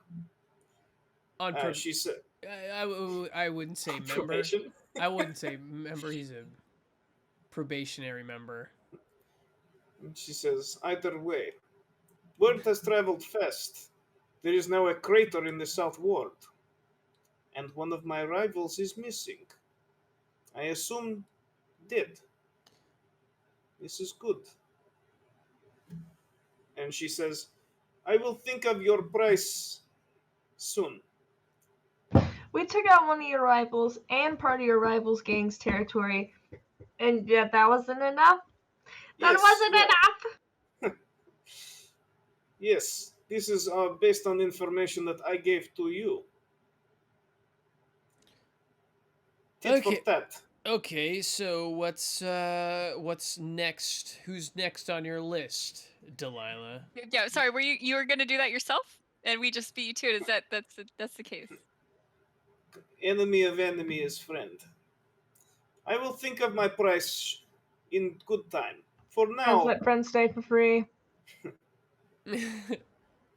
not best friend. Acquaintance. But for now, you get rest. Rest assured, my silence is true. My word is my bond. I will not betray. I will not give you up to enemies. Grieve. Rest. You earned this. And as I don't know if I want to intimidate her so much, but as we go, I just want to let her know. I just want to say like, if you're, I just as we leave to our rooms, I just stop in front of her, and say, if your silence doesn't happen to be true, I know of one sure way to make it so. And then I walk to my room. So, yeah, you all, as you all begin to leave, you hear the most unnerving laugh you've ever heard in your life from Delilah, as it sounds like almost like a scream, but joyful and Would you Like a very describe it as witchy- hideous laughter? Was It it is- because it is because of what I hideous said? laugh. Was it because of what I said? yeah, Oh, yeah. And you hear her say to your mom, Runa, you hear her say, "I like this one." And now we'll go into your level up vignettes because you've all become level 6. oh, level up. Sibo, you're already level 6. You don't get a level up vignette. You Yeah, get get to thick, exist. Sibo. That's what Yeah. you get. Yeah, I'm here. I'm alive. Yeah, That's you're the- alive. Oh my god, You that's the exist. dog level up. Yeah. We'll start with Bradtherius. So, Bradtherius, you I. are laying in bed. Okay. You all get your own rooms at the Four Sisters. And Bradtherius, you're laying in bed and you touch your face because it feels warm. And it's only in a couple of spots on your face Oh, that you feel this warmth. It's where the thing It's where the potential the splashed you. potential splashed on me. And Oh. you kind of, you're feeling warm, and then your heart is beginning to race, Ah. and you feel like you have a lot of energy all of a sudden, and you just start doing push-ups. Okay. And 10 minutes go by. You keep doing push-ups. 20 minutes, 30, 40, an hour, Whoa. 2 hours. You are doing so many push-ups. It seems like whatever is happening, you don't feel tired at all. You just keep going. And eventually, I'll say once you hit the 3-hour mark, you pass out. Oh You my fall god. asleep. And you just pass out. All of that exhaustion hits you like a ton of bricks, and you pass out. I imagine if anybody else were to hear like the just repetitive creaking sound coming out of Bradtherius' room from the floor, Thinking. we 3 would just minutes. be like, For Like, 3 checking the hours. watch. Just me. 3 hours. Mepis like, my man. My man. My man! Hour You just and hear 3 Mepis minutes is of- next door. Oh man. So Bradtherius, you wake up the next morning, and you're still on the floor where you were, but you notice that your shirt is way tighter on you. Nice. Bradtherius, the potential, the small dose that you got, it seems like it didn't mutate you at all, but it did change you very slightly. Okay. You are level 6. Yeah, you are level 6 fighter, and as so, you have increased your strength score by 2. So your strength score is now 18, Hey. which means you have a +4 to your modifier instead of Yes! the +3. Also, you gain more hit points. So click on that hit dice button. You We're bet. gonna see I'm already there. how many more hit points you gain. This is the best part of the D&D. Here we go. Hit dice button activate. Maybe for you it is. 6. All right. 6, so I You gain 6 now hit own die? 55 hit points. Nice. You have more HP than me. Yay. Finally surpassed Balmir. Finally. Let's go. Oh no, Just well, took I mean, him Balmir has by- 0, but Yeah. All right. So next we're gonna go to Mepis. So Mepis, we're at that same night, and you are. I'm gonna say that you are studying the Azure Staff along with your Arcane Focus, and you do notice that it seems as though the staff at the moment it comes up to here on you, like right up to your jawline, and the bottom of the staff is chipped, as though there is one piece missing. And as you're studying it, you look at your hand, and you see that there are a few spots on your hand that feel warm, and they begin to itch a little bit, and it's where you got splashed with potential. And you put the staff down, and you're looking at your hand, and sparks of electricity begin to flicker between the spots. And at first, it's harmless, but then it begins to hurt a little bit as the sparks get more and more intense until it actually feels like there's lightning encircling your hand. Because there is literal lightning encircling your hand. The lightning has grown so that your whole hand and then up your arm, like that scene in the first Matrix with the mirror when it's going up his whole body, it's electricity until it's coating your whole body. Whoa. And you're not sure what to do because the floor is beginning to get singed. But you instinctively take the Azure Staff with your arcane focus, and all of the electricity goes straight into there, and you channel it, you focus your arcane power, and you just hit your staff on the ground, grounding the electricity, and it dissipates. And then you pass out. Sick. You wake up the next morning, still a little jittery from this lightning, but you are now a level 6 sorcerer. Now what does that mean? It means you gain elemental affinity. So elemental affinity is whenever you want, you can spend one of your sorcery points to gain resistance to electric damage. So you will take half damage from electricity at the cost of a sorcery point for, like, I think it's an hour. You also can cast the spell Lightning Bolt, which is very powerful, 3rd level spell. I believe it is in your character sheet. Yes, it is. Yeah, Lightning Bolt, incredibly powerful spell. You channel it through the Azure Staff, but most importantly, you gain hit points. So, I want you to click on that hit dice button, and then we will see how many more hit points you gain.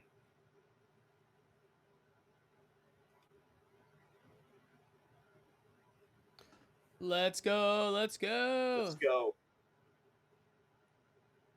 Man, a D10 plus 3 and I got 6? That's not... Is that on the advanced roller? No. your So it's on your character sheet. So it's above your attacks. Above my attacks. It's a little box. It's Yeah, right it below says your hit dice. temporary There hit should be points. it's below your temporary hit points and above your attacks. There are 2 little boxes. One says death saves, and then one says hit dice. It's like in the center of your character sheet. My sheet's all up. Like I can't see. I see hit point boxes, but I don't see the like. Oh the yeah, you might need to box X out click your to character roll. sheet and open it up again. Okay. Yeah, sometimes Roll20 does that where it like fucks up what you can see in your character sheet.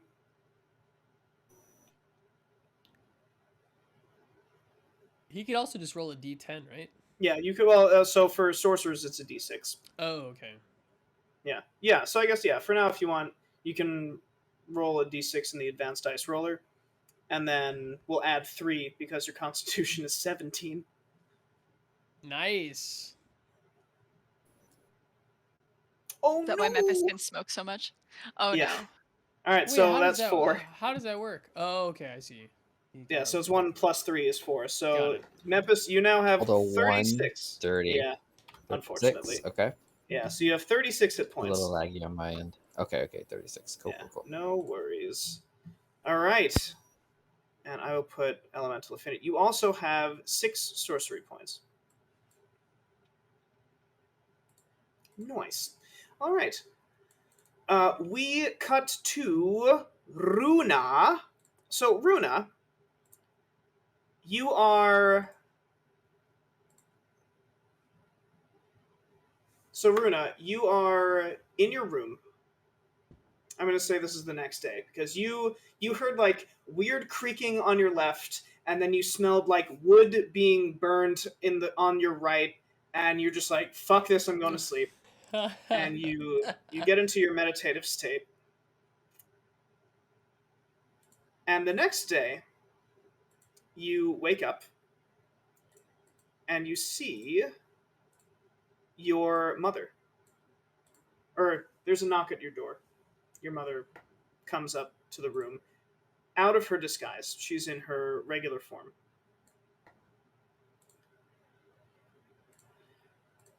And she sits down, she closes the door, and she says, "How you doing? You okay?" Yeah, I guess. Okay. So I know that you're all in danger, and I know that you know that. I'd like to teach you a few things from my school. Sounds Okay. good. Okay. So so she begins to teach you about the College of Whispers. Oh.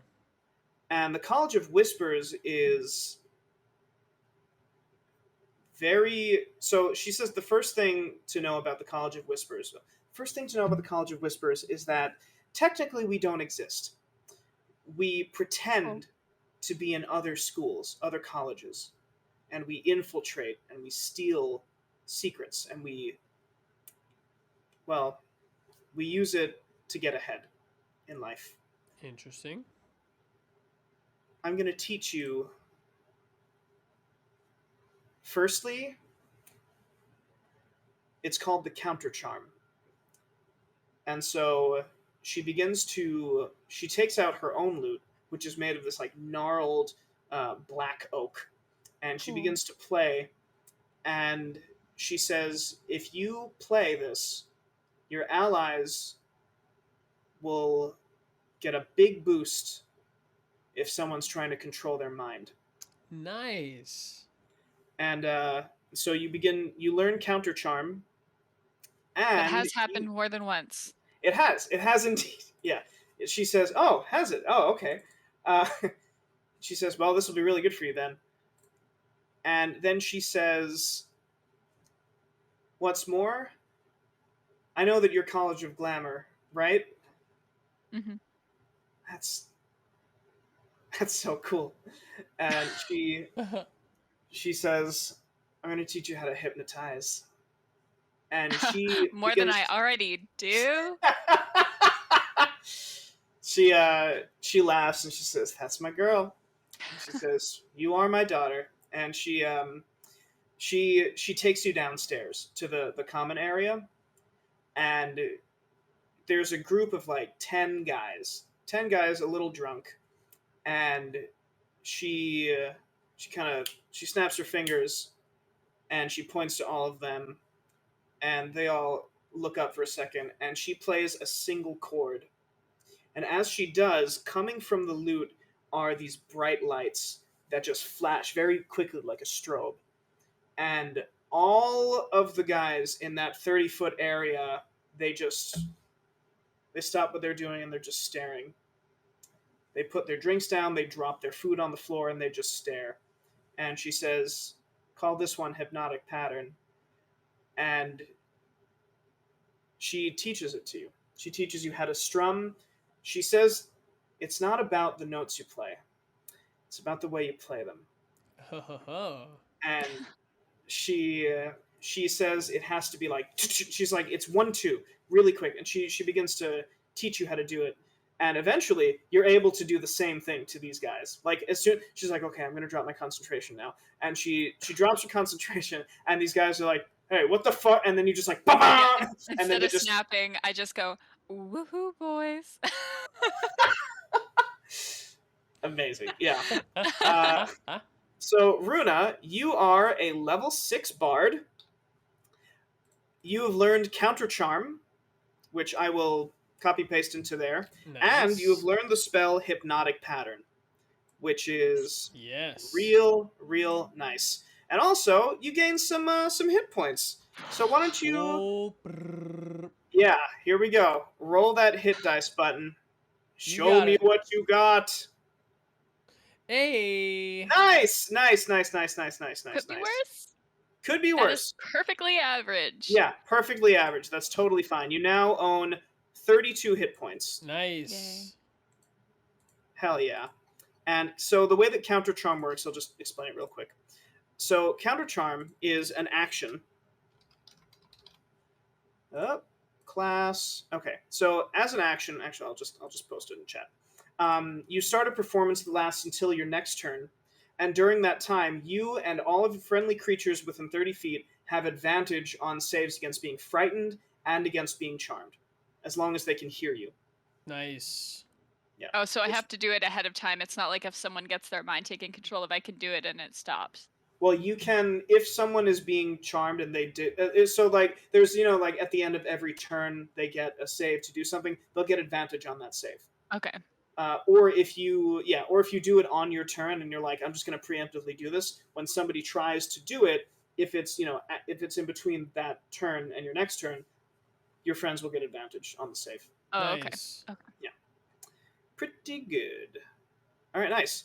And then lastly, but not leastly, we go to Beansprout. Beansprout, you're in your room, and you find that you can't control your grief. Shocker. What? You can't control your grief.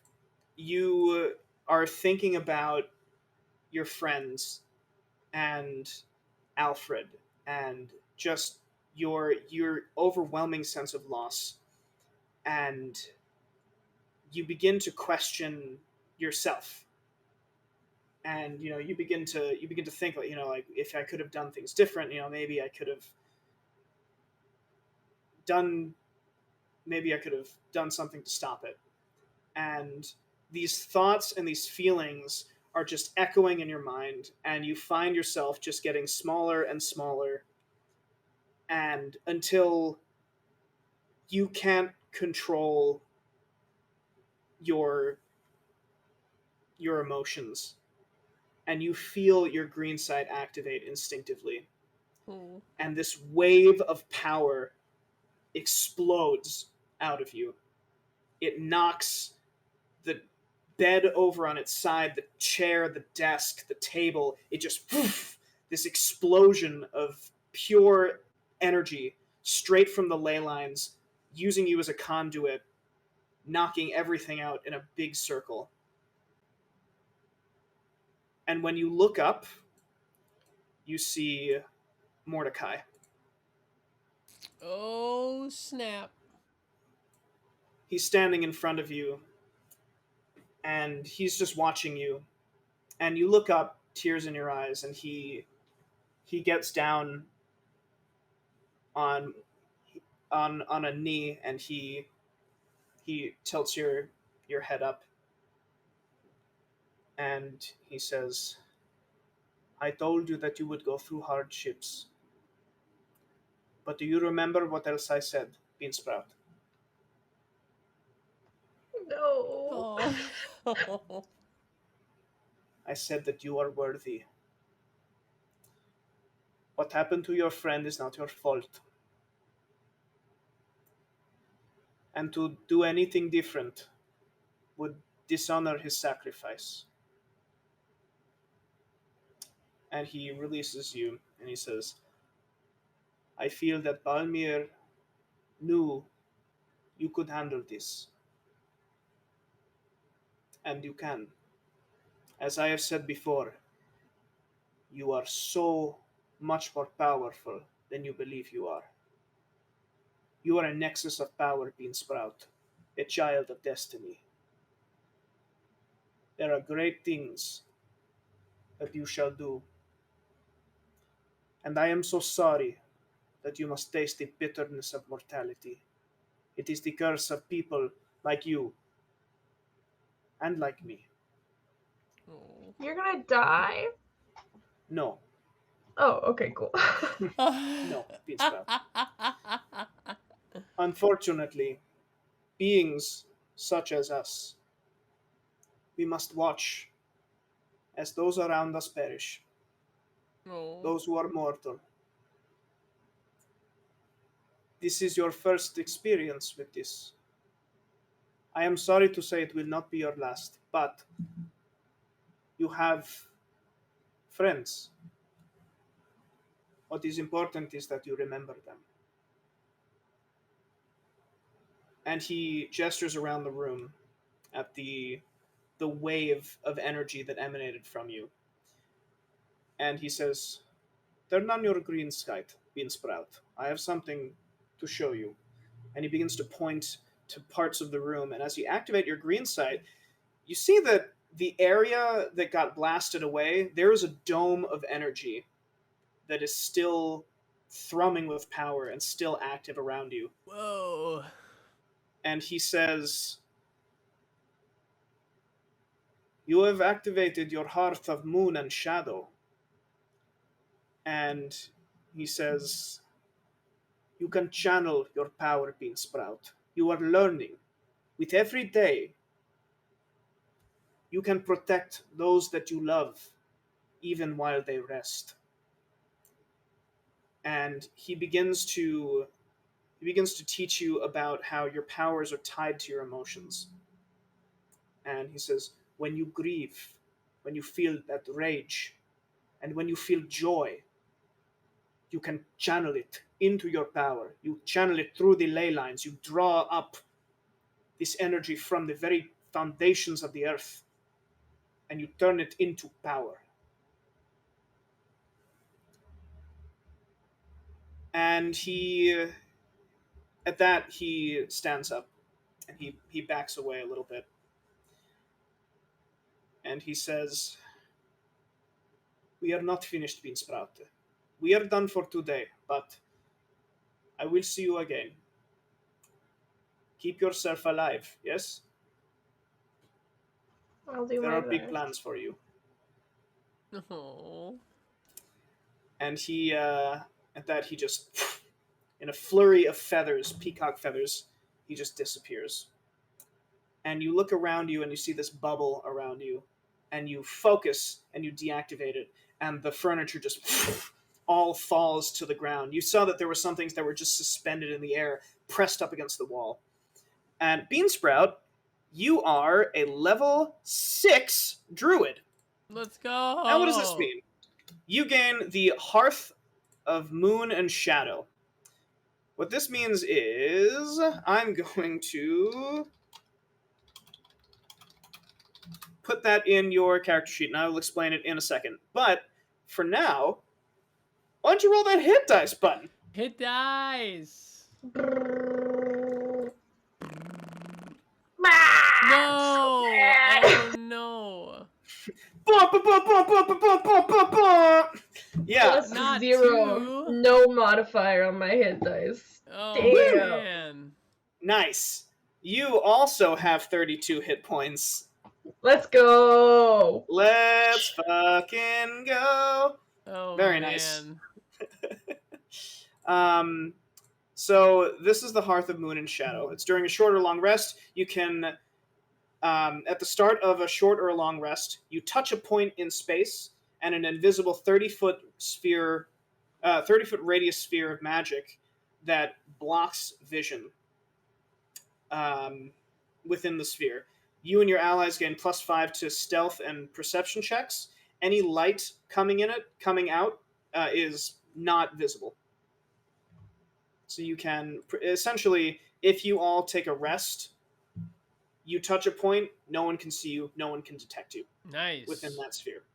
If, Nice. let's say, I take a rest, but nobody else does, can I still activate it? Yeah. It's Let's say- when you take a rest.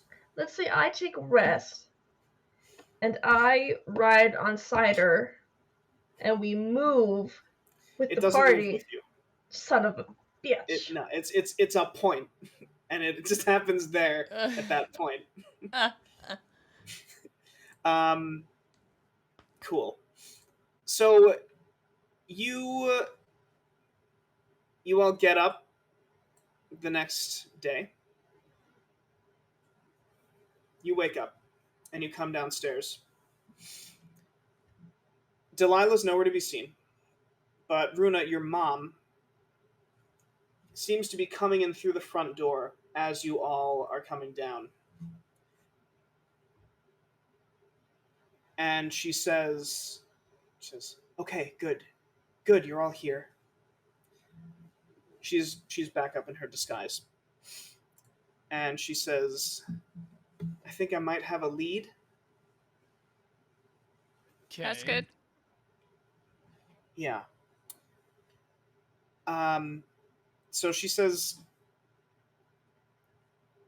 from what I understand, while she says this, I'm like not so subtly like trying to flex at her. It's like I'm just feeling out the new bod, Just... Yeah. Okay. Yeah. She yeah. She looks at you. She's like, okay, cool. Yeah, that happens. I guess roll me a Ooh, oh yeah. performance. A performance or shit. athletics? Yeah, whichever you'd like. Let's do an athletics. Oh my god, dude. Oh my god. Yeah. You just like I flex so much I rip my shirt. Yeah. How do I give him disadvantage on flexing? Yeah, can I roll a sleight of hand to like move myself so I'm like strategically blocking him from sight?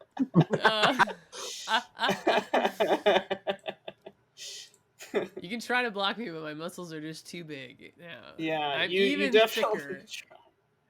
Mepis uses enlarge reduce. Yeah. Oh my god. Yeah, that's great. Oh yeah, right. Yeah. So that happens. Runa's mom, Beatrix, she says, "All right, follow me." And she stands up. She walks out of the building. I thought you meant she says that to Bradtherius because Nope. because he Oh, flicks on her, and let's she was like, "All right, follow me." Oh my No, god. she does man. not. All right. In my Your head. Runa just goes, That's what a 24 will get you. Jesus. Yeah. So she says, "Follow me to the five of you," and you walk out of the building. You get to, I'm gonna say, let's see, you were in the North Ward.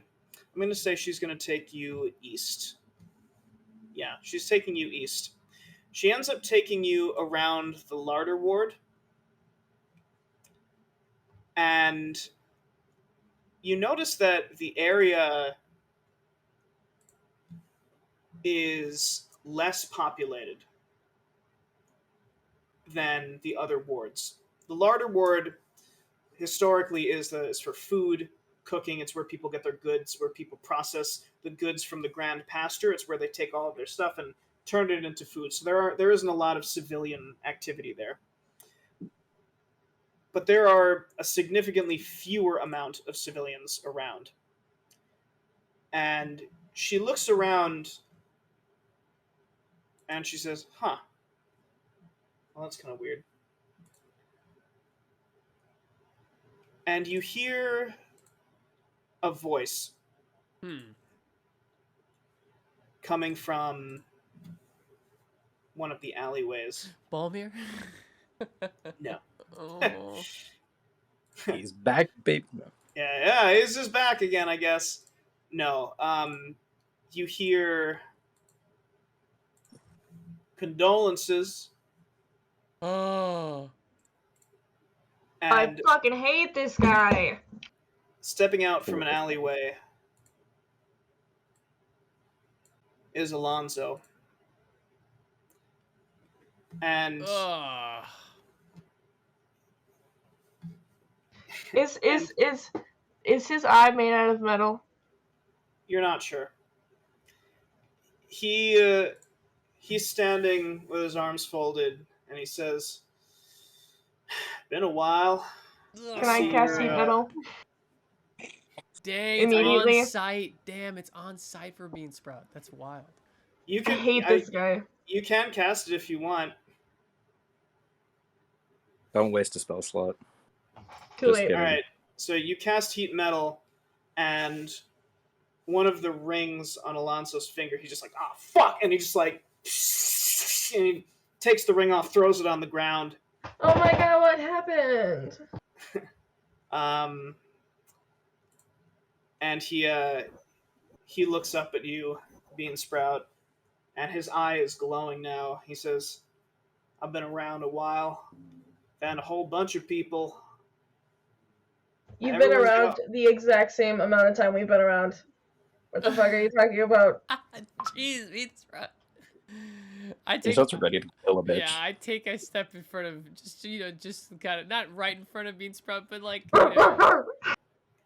Cider kind of looks at Beansprout and whimpers. Oh man. So Bean Sprout, you hear a growl from behind you. It is a low, low growl. It sounds like. Oh And- shit. Coming out of the alleyway is an incredibly large creature. At first it looks goblinoid, but you notice that it has elements that belong to a What? gnoll. He's got little dinosaur arms. Oh And big my dinosaur arms. gosh. And he says, yeah, one of them alchemists whipped that one up for me special. Fuck. I this found a dude. whole Siva says, bunch well, of listen, at people- least it's more handsome than you are. Ugh. Oh, little fella got spunk just as much as that last one. What was his name again? What was your friend's name again? The one that we burned alive? Sibo immediately is like, he's normally like kind of bouncy, bubbly, whatever. He immediately is stone cold and he says, don't you dare say his name. He says, I don't even remember it. Oh god. But, Alfred, it says, dude, you suck so much. Mepis, you also hear a voice. Mepis, Loryax, What? child of Sherian Frondis Loryax, heir to the clan of Dragonborn. You are my quarry. Stepping out from an alley is a blue dragonborn. What? Mepis, you Quarry notice better mean something good. Quarry better mean friend. I don't think you so. notice that this dragonborn has wisps of arcane energy floating all around her, and in her hand is the bottom part of the azure staff. Oh Oh, shit. This bitch. Okay. And Alonzo says, yeah, that one over there, Blue Terror, that's at least what I call her, and she's like, that's not my name. It's a lady. like- That's so fucking cool. He's like, I can't pronounce your name, darling. And he says, yeah, it turns out y'all have pissed off a whole lot of people around this republic. He says, take Millie over here. And this elf seems to materialize next to him. And she's like, that's not my name! It's Millicent! And he says, yeah, Millie. Well, apparently y'all killed her grandma or something. And she's like, they killed Granny! Oh, the And, granny from the. What is this? and so- What is this like Bro. Avengers of villains that's happening? So The he's like, hell? We have a I just Yeah. love that Alonzo can't keep friends because the vamps keep killing him, and Oh then he's my like, I've got God. more. and He says, "Yeah, well, turns out there's a whole lot of people who got a problem with y'all." And then he points to Bradtherius with that burnt finger where the ring was. And he says, "Especially you." Bring it. He says, "Like I said, your daddy must hate you something fierce. Turns out it ain't just your daddy, though." Oh. And coming out of the alley, you hear, "Braddy, Braddy, Braddy." Who's that? Is that what? As Bradtherius, a tall human bearing the thick insignia, Oh. steps out with a sword that has wisps of flame around it. Is it my brother? It is. No! God! It was his Oh dad. my god. And he says, "Yeah, No! Dad wants you to come home, little big bro. Only this time, I don't think he's too happy with you. I don't think you're going to get away with a slap on the wrist this time, bro." Oh my... I immediately draw the thickness. How come his sword gets to be flaming? That's fucking bullshit, but anyway. Yeah, bro. So I draw the thickness. I'm ready to go. I mean, I'm ready to jump at my... Yeah, I'm ready to go. Can I I guess I was gonna say when Bradtherius pulls out the thickness, do I have time to cast a spell? Well, no. So we're gonna start combat. Like, Wait, can I just look at Runa's mom and see, like, can I gauge from her reaction Yeah, whether is she Runa's mom with intentionally us? let us here or? So Yeah, Mom, what the fuck? Yeah, she just let us into a fucking trap. So Alonso, Oh. so Beansprout, you look at Runa's mom, and Alonso says, "Do it now." Bro, shut the And fuck up, dude. Runa, your mom looks at you, and you see her. I want you to roll me a perception check. Man, I hated her at the beginning, and this time I was like, you know what, my friend just died. I'm gonna try to let my hatred go. No. What check did you say? Perception? Perception.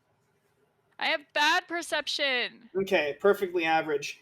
She mouths out to you, "Play along," and she strums a really quick chord at you.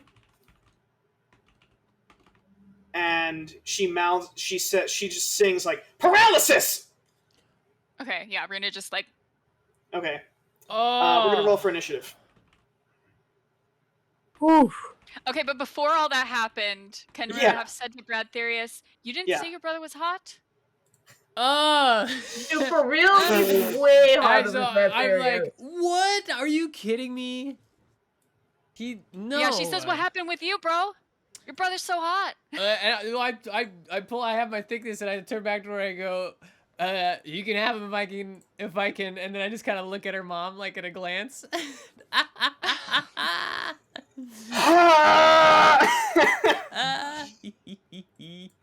Things that I wasn't expecting to happen.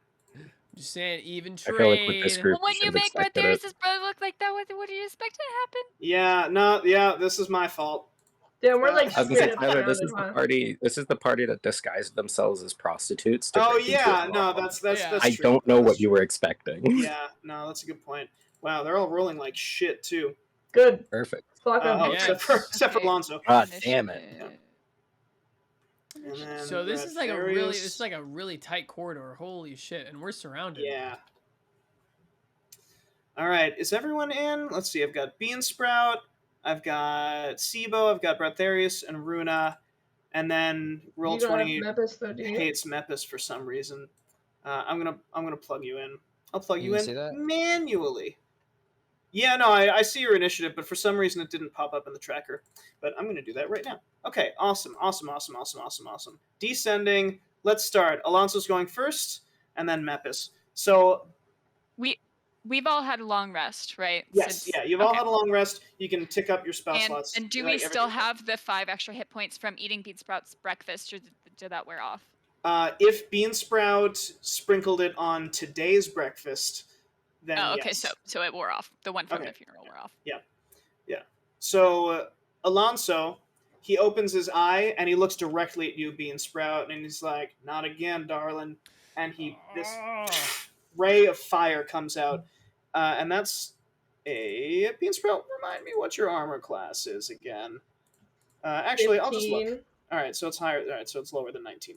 All right, so Beansprout, you're taking 17 points. Wow, almost maximum damage of fire damage. Damn. What? And he then backs up 15 feet. Oh no. Says, "Ain't gonna be caught with my pants down again, darling. Ain't no one taking a bubble bath this time. No way, no how." That's what he thinks. Mepis, it's your turn. Oh, and I forgot to add your mom, Runa. Yeah, you can't forget about Runa's mom. Oh, she got a 7. Okay. You can forget about her, Bradtherius. Not like Mepis, it's your turn. So he's just gonna turn to the other Dragonborn and try out that new Yo, straight with it. Bolt. Skip shot here. Hey, nice. Okay.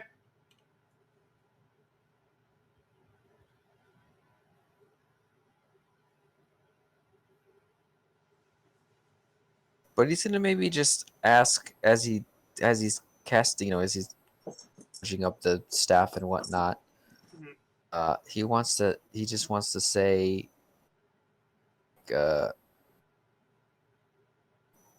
who are you? Like, who sent you?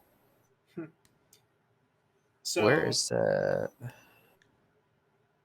So she said. So it's going to be in your core. Lightning bolt. It's going to be under your attacks. Okay. I think.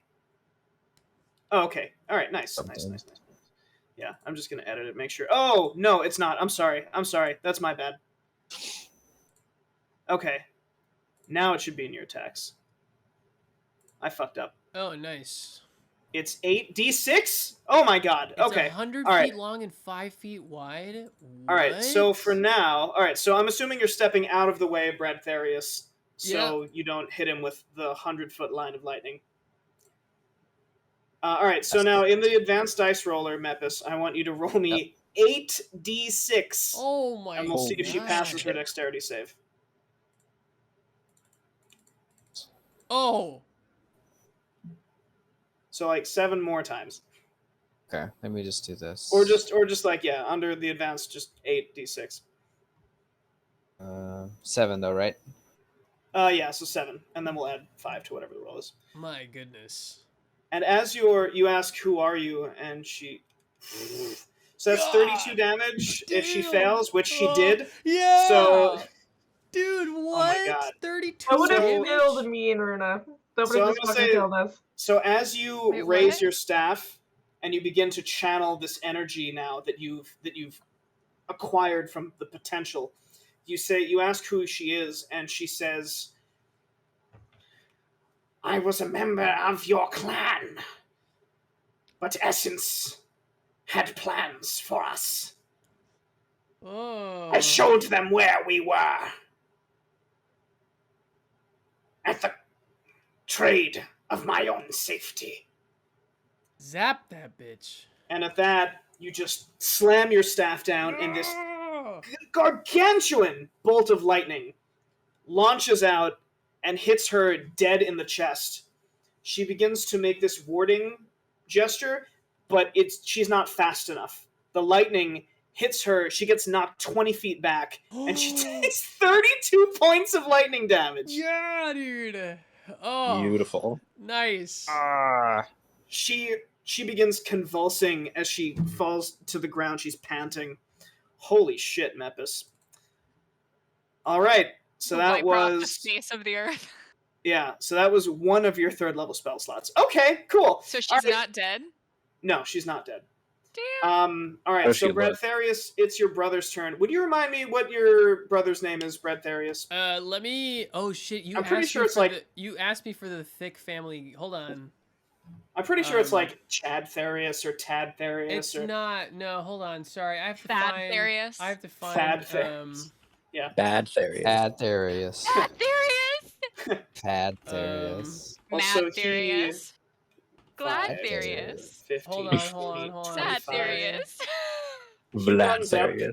Okay, And- yeah. House thick family tree is. I don't know if that's showing up on the. It's not showing up on this. So okay, Bradtherius the thick. Cadtherius. Thaddeus. His name is Thaddeus. Thaddeus. Okay, I'm putting that in chat. Thaddeus thick. Thaddeus nuts. But Oh. I So- don't know if you want to know what I have. Oh, interesting. I don't know if you want to know what it says in the. Do you want to know what it says in the thing, in my lore? Are you saying that you're So like in your there's, like- backstory, or no, in what are the you talking about? backstory? In the family tree, because the family tree is written like 2 generations Yes. after Bradtherius III. It says that Thaddeus is killed by quotes the plague before having children. So that's the family story, I guess. That's funny. All right, well, We Thaddeus can give him the plague. We can take care of that. Thaddeus He thought runs he had up. the plague. He Oh. draws his sword, which sets on fire, and he makes 2 attacks, one at Mepis and one at Sibo. And he says, "Yo, bruh, your friends are dead, bruh." And he comes down. Mepis, this is a 15 coming at you, and Sibo, that's an 8. Yeah, so an 8 misses. So Mepis, I think a 15 hits you. Yeah, meets it, beats Yeah, it. it's just Yeah. yep. So Mepis, you're gonna take 11 points of slashing damage, and you take 5 points of fire damage. So it's 16 Damn. altogether. As he cuts into you, and then he goes to cut at Sibo, but Sibo, you very easily just kind of duck down like 2 inches, and the blade just sails over your head. And he says, ducking "Oh." just makes me laugh. Yeah, he's like, "What the fuck, bruh?" That's his turn. Runa, it's your turn.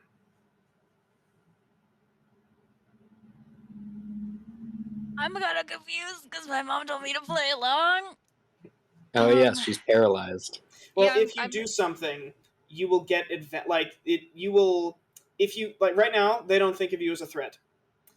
So Okay. if you want to do something, you'll get advantage on it, or if you want to like ready your action so that like you can, like if you want to like prep yourself, like that's also your call. What do you mean by prep myself? So like what you can do is you can ready an action and then Mhm. set like a trigger for the action. So you can be like, if this person comes closer, I do this. Or like if this person does something, or like if something happens, I do this.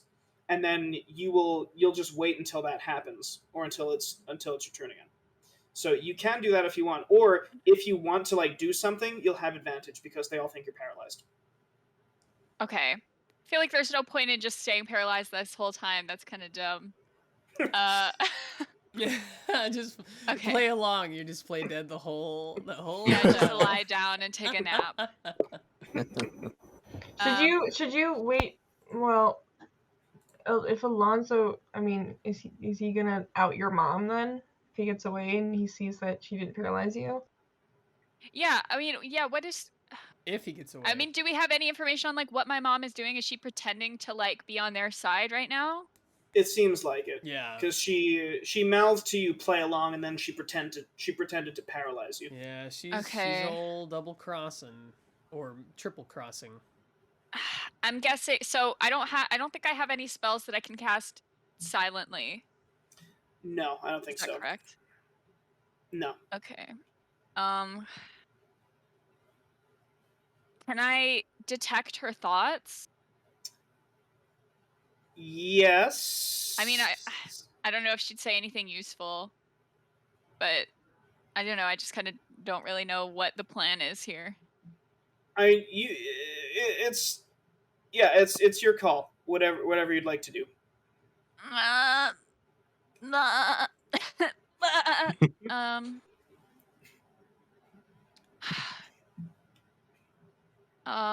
If you're not sure, we can come back to you. Yeah, come Okay. back to me, Okay, please. cool. Bean Sprout. Is there any chance we could get the pictures of the bad guys up again? Maybe like on the bottom or something, so I can see them? Yeah, absolutely. Yeah. So here's Alonso. Here is Millicent. Here is the Knoll Goblin. Here is the Blue Terror. And here is Thaddeus. Thaddeus Thick. Okay, first I want to Balm of the Summer Court myself, because this bitch gonna die. Okay. So 3. Okay. Yeah, you can use up to 3.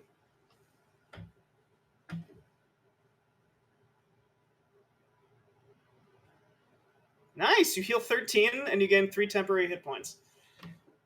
Yeah, Nice. You take in a deep breath and you channel this energy. Now, let's see. And you see these wisps of clouds and vines just wrap around your body and heal your wounds.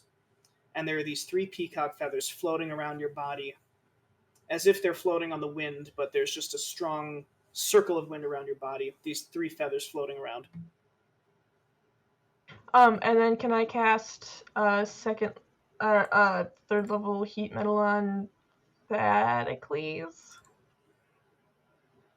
Yeah, sure, if you like. Roast him up. Yeah, go for it. Alright, so that's going to be 10 damage, and he has to make a Constitution save, which is... That's an 8. Yeah. So his sword, it glows hot, but there's something about it where the fire seems to be like, he holds onto his sword no problem, but there's his face guard, his helmet, he rips it off, and he takes 9 points of fire damage.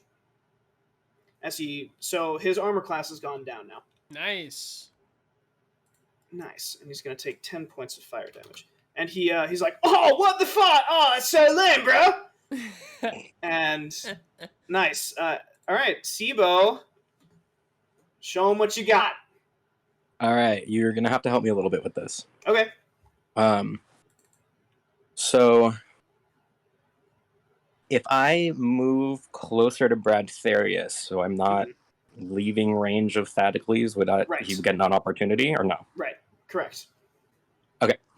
So he would not get an attack of opportunity. Correct. Okay. So I'm going to step closer to Bradtherius. Mm-hmm. And I want to cast Magic Weapon. Oh, nice. Ooh, okay. Ooh, Okay. And Sibo like grins at Bradtherius and says, "Come on, you wouldn't think I would leave you out without a fancy sword." Nice. And then can I tell the dog to move still? Yes. Wait, so you made the that's your bonus magical? action. Yeah. Whoa. So Sibo jumps up and just like slaps the thickness. Oh.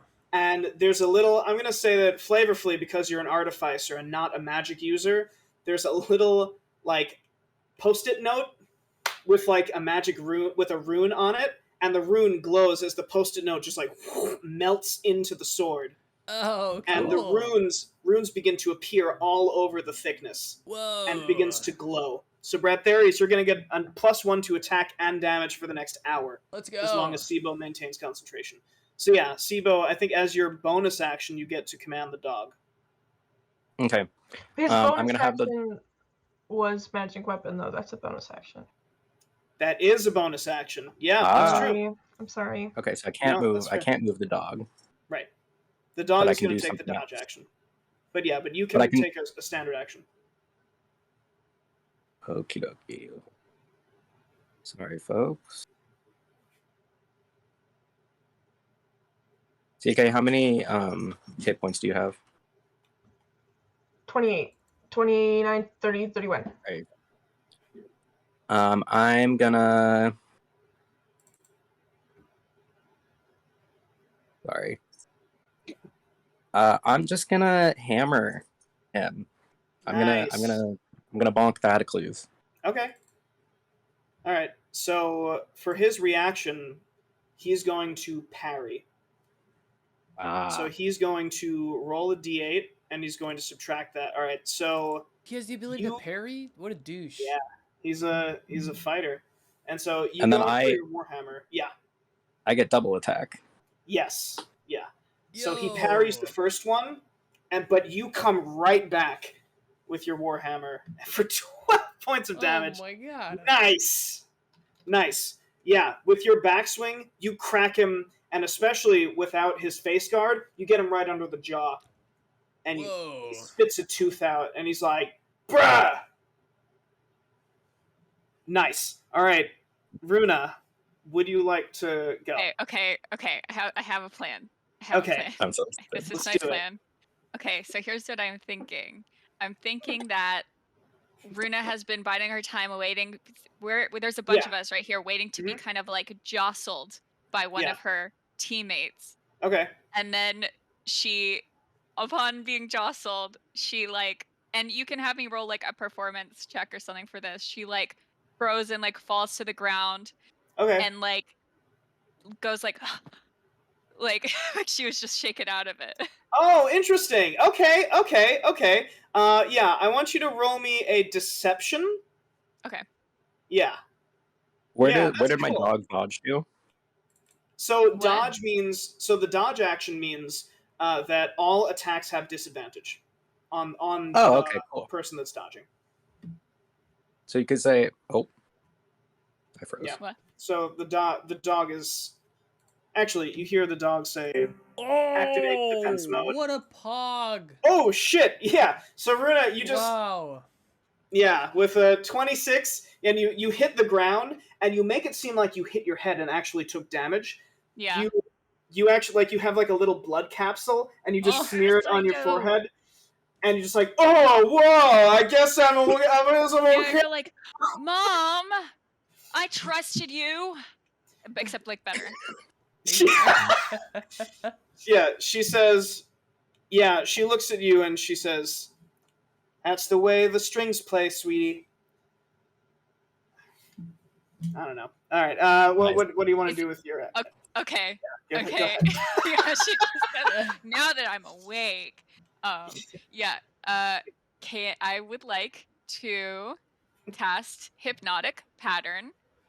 Oh wait, somebody moved while I was doing that. It's fine. Okay.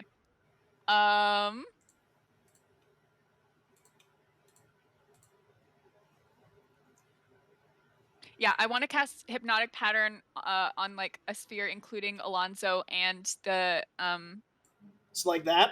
and Millicent. Yeah. Okay, cool. So you cast Hypnotic Pattern the exact same way that you were taught. Nice.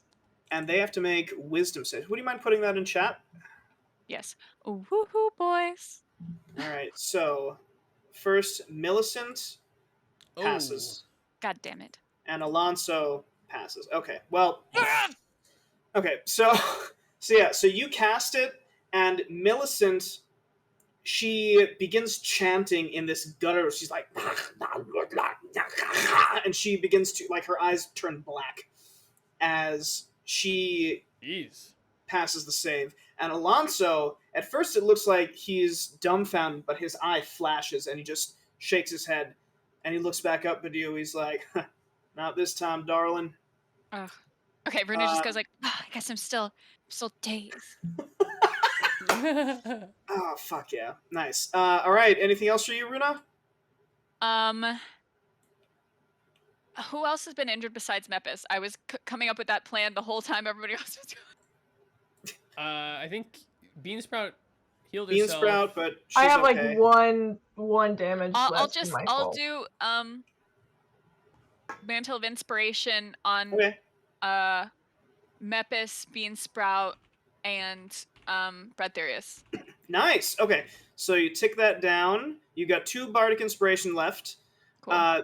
Bean Sprout and Mepis and Bradtherius, you now have a total of 5 temporary hit points, and you get to move your speed right now without provoking attacks of opportunity if you so desire.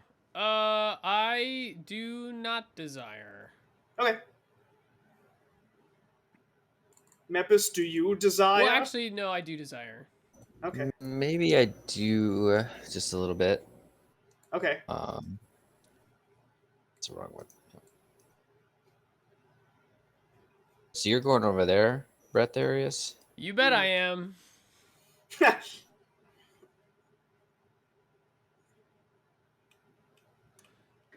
I have a plan.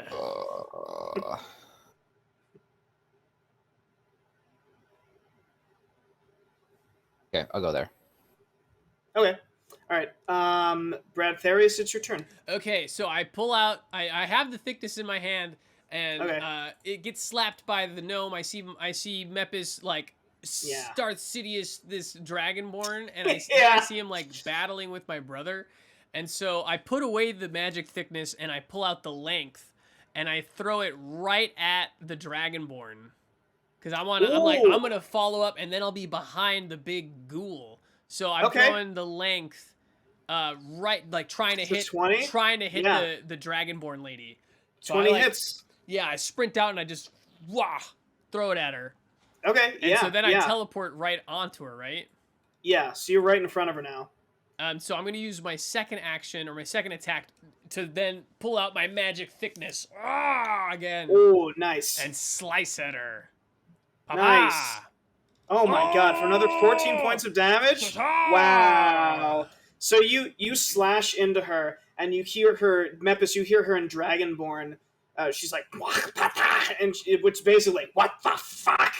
And Bradtherius you cut like across her, and there's just blood, this blue and red blood coming out as she spits this blood out onto you. All right, that it for you, Bradtherius? I'm actually going to rally. Nice. So I'm gonna use my bonus action to rally Mepis. Okay. So I should let you know that temporary hit points don't stack; they replace. Oh, they replace. Okay, then never mind. Okay. Sorry. Thank you for letting me know that.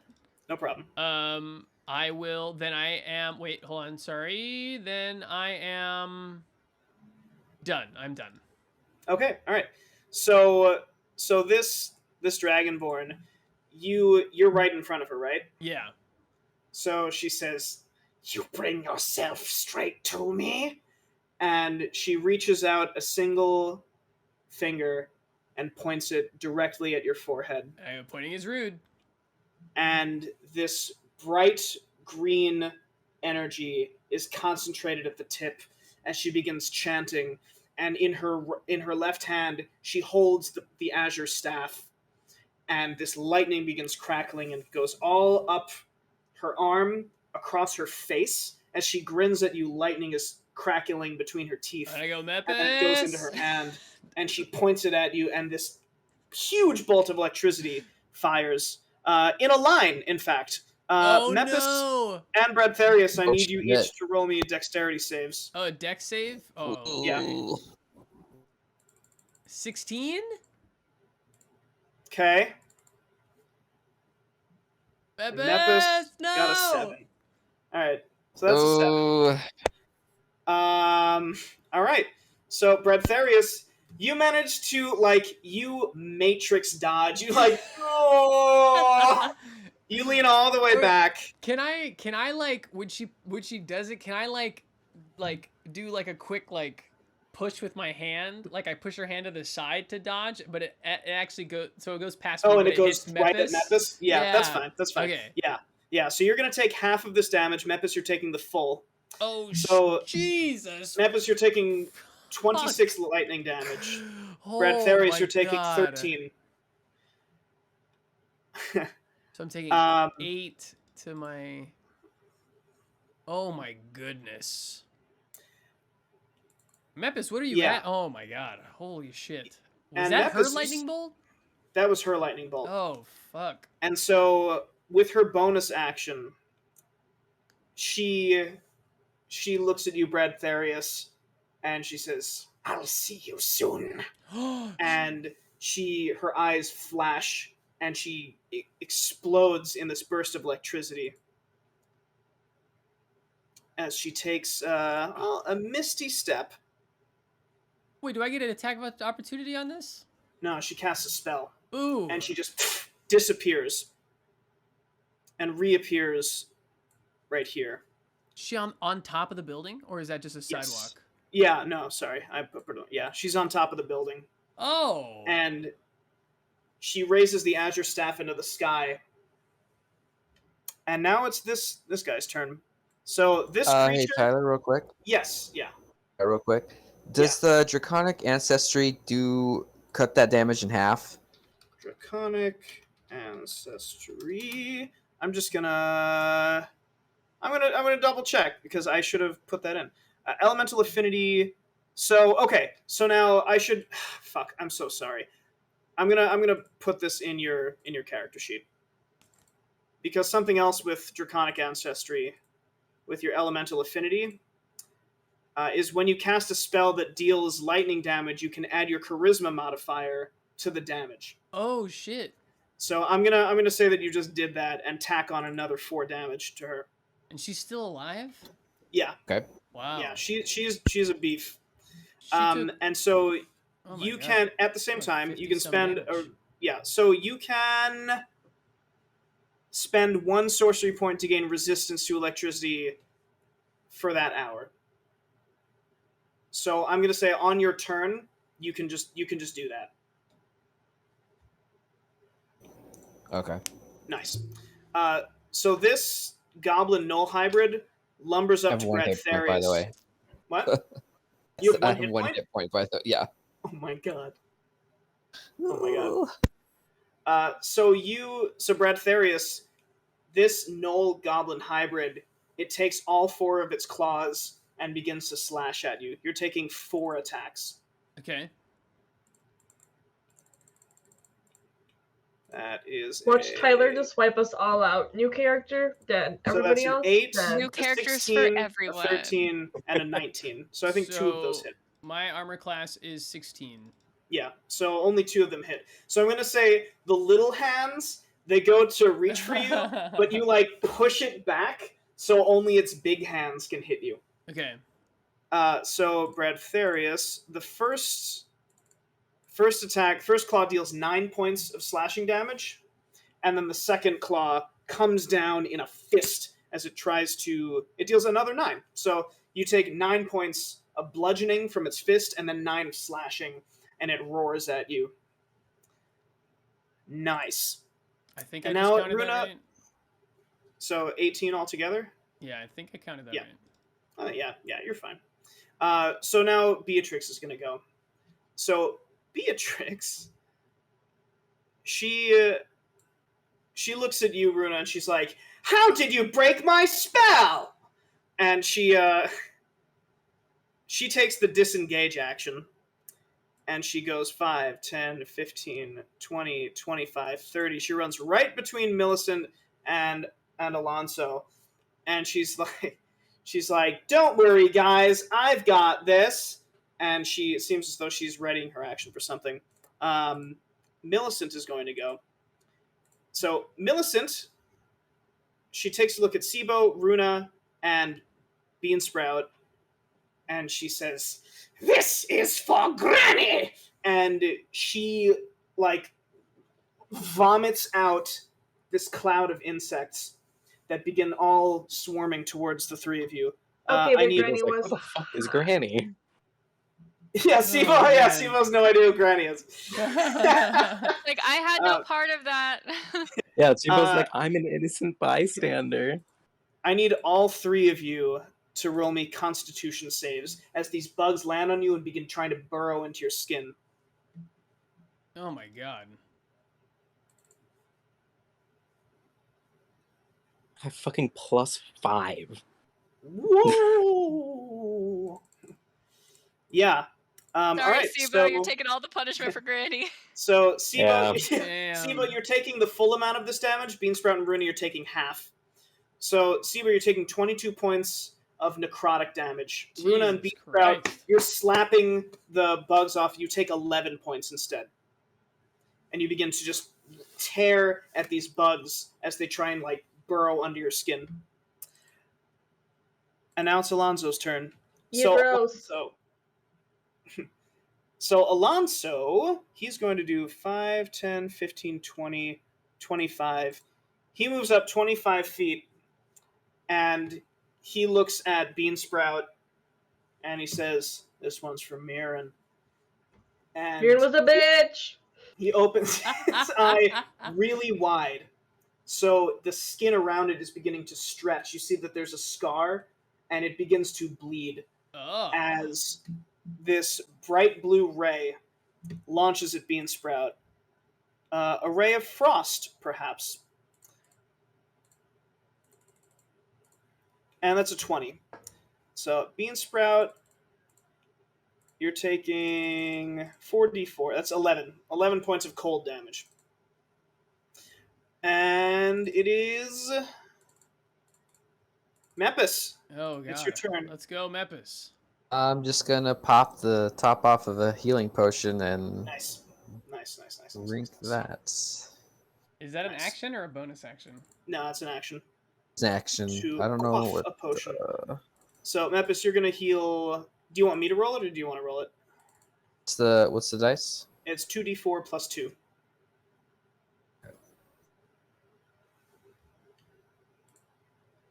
Oops, sorry.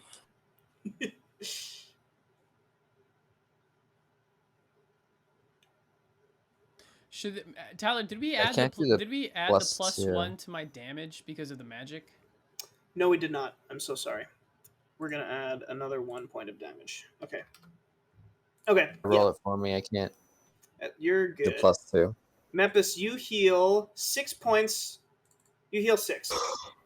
Okay. Yeah. Cool. You chug this potion, throw it on the ground, it shatters, and you feel some of the wounds begin to knit together. It feels pretty nice. If you have any bonus action stuff, you can totally do that. If you want to spend your sorcery point now to gain resistance, you can totally do that. Yeah, I'll go ahead and do that. Okay. Yep. Nice. Oh, you already have resistance. That's cool. Because you're a blue dragonborn. So you only took half. So Just gain 13 initially. more hit points. So I guess. you get 13 more hit points. Mistakes. That's my bad. Woo! You're a blue dragonborn. Right. Okay. Right. Faticles is gonna go. Faticles. He locks in combat with Sibo. He's like, "That was my favorite tooth, bruh," and he starts swinging at you with his glowing sword. Oh, also, Beansprout, I need you to roll a con save to maintain heat metal. Cool. All right. Whose metal are we heating? Faticles is Faticles. Oh, okay. Yeah. So But Faticles. I feel like I was just making his fire sword stronger. So Faticles, I'm going to actually say that now that the metal is not heated, he reaches down and puts his helmet back on. Is that an Didn't he action or move? some shit? Didn't There There he should be move? some penalty. Okay. Didn't he No, he- move after no, it he fell didn't. off? No? Okay. No. He puts it on, and then as his bonus action, he takes like a second wind of sorts. Ah, nice. This And he guy's literally regains me, some dude. hit points. Except he can parry. It's all the same stuff that I got. All right, Beansprout, it's your turn. Yeah, it's my turn. So, Call Lightning is a 60-foot radius. If I call it above me, it'll cover all of us. Well, no. Or is that diameter? It's a point within 60 feet. For call lightning? Yeah, no, I mean for where the storm cloud will be. Yeah, so you can call it down at a point in 60 feet of you. It's not like everywhere in 60 feet. Okay. It's like one bolt of lightning. Right, yeah. It's a bolt of lightning. Right. And then you maintain concentration. Right, but 60 feet from me. Yes, yeah. Okay. So basically anywhere. That's what I do. Yeah, because I think everyone's within 60 feet of you. And I will... She's 15 feet up. Yeah. So everyone is within that. And I want to hit this one. Oh, nice. Okay, cool. 3 crits. Failures. 3 of He has them. to make a dex save. Oh, boy. Alright, he passes the dex save. Alright, so he's going to take half of that. Wow, yeah, 3 ones. That sucks. So he's going to take 2 points of damage. Get fucked. Get stuck your toe, you bitch. Yeah. So it's the equivalent of like a static shock when you Oh no. And he's like, "Ugh." All right, nice. Any bonus action for you, Beansprout, or? Well, the yeah. cool thing is now you can, as long as you maintain concentration, you can just keep call lightning. Right. Yeah. As long as this lady doesn't just fucking steal my cloud or some shit. No, that's it for me. Okay. All right, Sibo, it's your turn, and then Runa. Okay.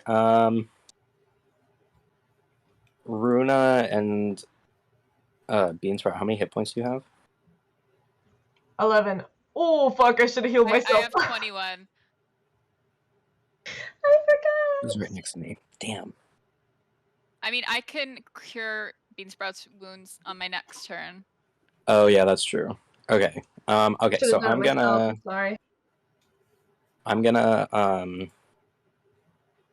I think I'm just gonna keep hammering Stadicles.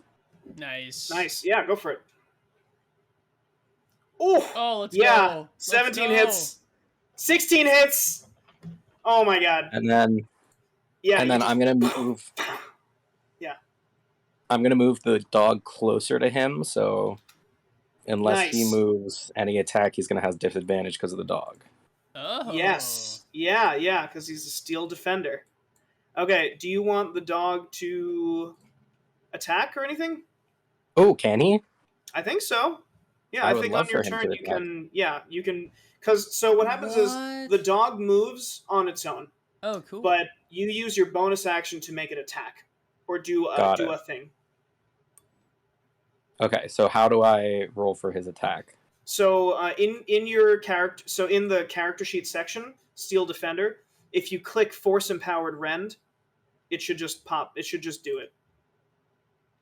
Oh 19 for 11 force damage. What? Okay, so Sibo, you hit Thadicles twice, and as he's reeling back, you do like the 2-fingered whistle, and Cider bounds up and says, "Attack mode engage," and it unleashes this bark, and it just knocks him down. He almost falls on his ass, but he puts a hand out to stabilize himself for 11 points of force damage. Holy shit. Can Wow. Cider take damage? Yes, Cider can take damage. I was like, what if I use Heat Metal on Cider and then stick him on guys? Oh my Then that god. would be bad for Cider. Oh. That was very good, Cider. Runa, it's your turn, and then Bradtherius. Okay, I would like to cure Beansprout's wounds. Nice. Let Thanks, me babe. find Sorry about that. that. No worries, babe. Cure wounds.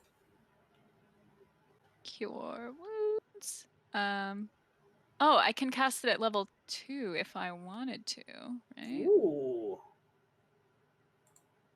And I critted on the damage. I think Sorry. I would like to cast it at Okay, level 2. yeah, go for it. Yeah. Great. Nice. Okay, yeah, so Beansprout, you heal 13 hit points. Nice. Seriously? Sweet. Yeah, because it was higher level was 7, and then Oh. regular was 6. So yeah, Bean Sprout, you heal 13. Nice. And then I'll do another Mantle of Inspiration. Nice. For Bradtherius, Bean Sprout, and Sibo hasn't taken damage yet, has he? Has he? I've taken 22 points of damage. I'm at 20 right now. Okay, so I'll also do Yes, yeah. Sibo. Sibo got Mepis, you're on your fucked own. up by You those have a bugs. health potion or whatever. Oh. So that's hit points. All right, 10 so hit yeah. points? Well, so you have a total of 5 temporary hit points, those of you that got affected, and you can move up to your speed right now without provoking an attack of opportunity. Oh, Okay. I'm gonna do that. Nice. And now, Bradtherius, it's your turn. All right, I'm not letting her Mental get inspiration away. is so So good. she Bradtherius, she's on the roof. She zips, and I'm running right at her, and I'm gonna throw my length at her again. Okay. So she So this does is get a my- reaction, but Why? you go ahead. Why does she get a reaction? Because that's how the spell shield works. Yeah, you go ahead and roll your attack. Oh, Okay. it's the effect of the Oh spell. no! Oh, it's a crit fail anyway. So, You got any Do I hero Do I points? still teleport? You crit failed. Right. No. So Still on the I don't ground. hit her, but where And I where was does it thinking go? about giving him Bardic Inspiration last turn, but It goes over the building and he lands on the fucking ground on the other side. Don't well, give you know don't what? give Actually, that is a good point. No, I think Yeah. it's only if it hits, it actually happens. But I will say that you threw the length with a crit fail. I'm going to say that the length lands here. So do I teleport there? No. The magic only activates if it hits. Okay. But you throw the If length. it hits where he intends. Yeah, if it hits the target, like if it deals damage. But You hasn't he throw the like length- thrown it at a wall before? I have thrown it at inanimate objects before, and Yeah, but that was the And- intended target. okay, all right. So it knows my intent. That's wow. Yes. It's attuned to you. Like you Right, spent gotcha. an It is a hour magic meditating weapon. with That's it, right. so That is true. That it is knows true. your intent. As you throw it, she conjures up this shield and just like knocks it out, and it falls on the floor. Oh, dang it. Okay, that didn't go as planned. So give me just a tiny second. Okay. Can I? Balls. Fuck. Okay. You know what? You know what? I'm going to, for the first time, I'm about to grab my thickness, but I realize I don't want to run at the troll after me, and so I just, in Dwarvish, I just say, for Balmir, and I pull out my longbow, and I try to shoot. Oh no! For the first No. time! Holy shit! Oh. Yeah! You for Balmir, and you just and this arrow goes sailing and hits her in the jaw. It just Yeah! and it's sticking up through her chin and out the top of her mouth, and she looks so Uh-oh. angry. Yes. She also looks incredibly damaged. Yes. And she almost falls off the roof. She starts scraping her claws into the tile, and it begins falling on the ground. And this. Is there sorry, go ahead. Sorry. No, go ahead. What Is there else? a way that I can use my speed to get up to the roof? Like use So- or You climb at half your speed, so it would take all of your speed and an athletics check. You need to roll me an athletics check to try and climb up this. would this it roof. count as a bonus action? Would this take up my bonus action or just my movement? It would take up your movement and like climbing itself, because if this were like something that is normally climbable regularly, I would say you just use half your movement and climb. But because this is a building that has no Right. like regular stuff, and you're not a rogue, I'm gonna say that this is like climbing. This is an action. Is it Like, action? you'll So have I to- can't. yeah, so I you'll can't have to do like it. right, yeah. Okay, that's fine. Unless you action surge, and then you can just go. Yeah, I'm not gonna action surge here. I'm gonna Okay. actually second wind. Nice. Okay, As my bonus Cool. action. cool. So All right. And my level is 6, so it 6. should be So now it's D10 plus 6. D10 plus 6. Okay, so yeah. here's So a D10. I'm gonna modify that. So 13 for myself. and that's not bone. That's just straight. That's just healing, regular right? old, regular old healing. Okay. All right, so now it's her turn. 13 to me. So this Dragonborn, she takes the arrow and she just snaps it in two and pulls it out of her jaw. And Come at me, Scaly Whaley. And she I turn at Mepis and I go, sorry, I don't mean that. So as a bonus action, she starts muttering this Dragonborn tongue, and Mepis, you recognize that she's saying a healing word. And she pops her jaw back into place as she's going to heal a little bit of damage. She's going to heal a little bit. All right, she heals 4. Wow, that was lame. All right, nice. That's great. That's absolutely wonderful. And then as her standard action, she looks at you, Bradtherius, and she takes the Azure Staff and she points it directly at you. And it seems like she's done playing as she casts another lightning bolt. So I need you to roll me a dexterity save. Oh, God. Let me hero point it. Hero Okay. point. I am not taking a shit ton of lightning damage. That's what I'm talking about. Hey! That's what I'm talking about. All right. Holy All right, shit. you're going to take half of this damage. So half of 31. Jesus Christ. So you're taking 16 points of lightning damage. Jesus.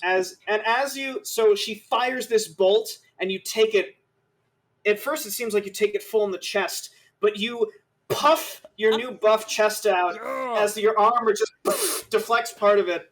Yes. And when the dust settles, there's a hole in the building behind you, and you're still standing there, and you look defiantly up at her, and she says, "Impossible." Does it hit the troll at all, or no? As it deflects off me, I just try to make eye contact with Runa's mom across the battlefield, but I can't see her, so I just go, "Shocking, isn't it?" to myself. Oh my god. You just to yourself and you just chuckle. Yeah. She uses her move action to run to the other side of this house to try and take cover. And now it's this creature's turn. So the goblin hybrid runs up to you, Bradtherius. Bring it on, bitch. And with 2 of its arms, it's going to try and grapple you. So I need you to make me an athletics check. Let's do it. Oh, I'm so 19 strong. versus 26. Yeah. Wait, does he win? Is it like it got a 26. Head-to-head? Shit. Yeah. So 2 of its hands grab you, and then 2 of its other hands come into fists, and it comes down on you. So that's going to be so they have advantage because you're grappled. So it's a 13 or an 18, and a 22 or an 8. All right. So both of those hit. 2 hits. It's going to be bludgeoning damage. So that's 11 and 15. So that's 26 points of... God. 26 points of bludgeoning damage. All right. As it just starts beating on you. I have 5 left. It's drooling. It looks like it wants to bite you. And at this point, Beatrix... She looks at you, Bradtherius. She looks at Runa, Beansprout, Sibo, Mepis, and then she looks at Millicent and Alonso, and she gets her lute out, and she says, "That's enough." And she begins playing this incredibly tough riff, faster and faster and faster, until Millicent has to make a wisdom save. All right, that's a crit. My goodness. Okay. Yeah. So she begins to, and Millicent turns and she says, "You dare charm me?" And Runa, you hear your mom say, "Uh-oh."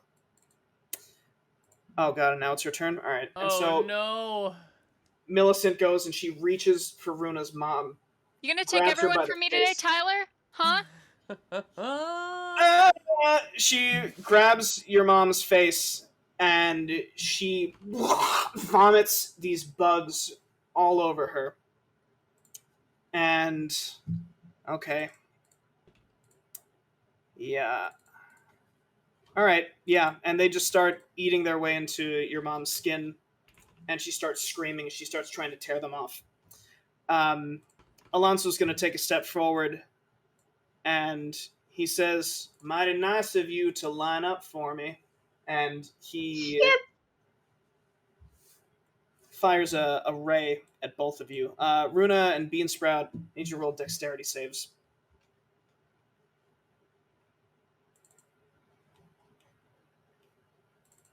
Oh, nice. All right, so Runa, you pass. Beansprout, you're going to fail. She's standing in front of me. If she passes, surely it won't. Oh, She kind of ducks. It means in she front, ducks, so it all and then goes it on just you. Yeah. goes right into Beansprout. Oh no. Good. So Runa, you're taking 6 points of fire damage. Beansprout, you're taking 11. So he fires this beam. Runa, you see it in time. Beansprout, Runa was in the way, and you, too late, see this beam of energy burn across your face. Ooh! Mepis, it's your turn.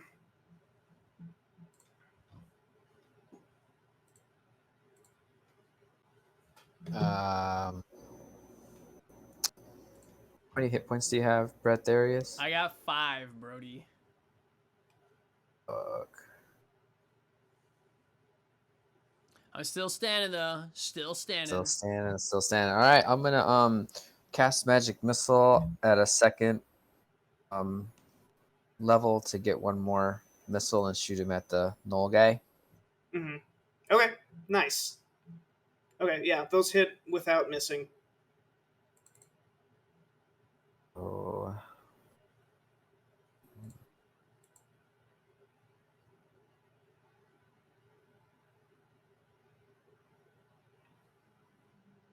Oh, let's Ooh. go. Nice. 11 points of Is that damage. all of them? Nice. Yeah, that's all of them. So yeah, you fire these. With every swing, another bead of force energy comes out. It hits this creature all in the same spot in the back of the head. And Bradtherius, you feel the grip loosen a little bit as it turns around and it looks at Mepis. Oh, and it looks pissed. Ooh. And now it's Thaddeus' turn. So Thaddeus looks at Alonso and he's like, "Hey man, I'm getting a little tired, bro." And Alonso's like, "No, fuck these guys. We're killing them now." He's like, "All right, bro." And he, I'll say he takes a swing at Cider.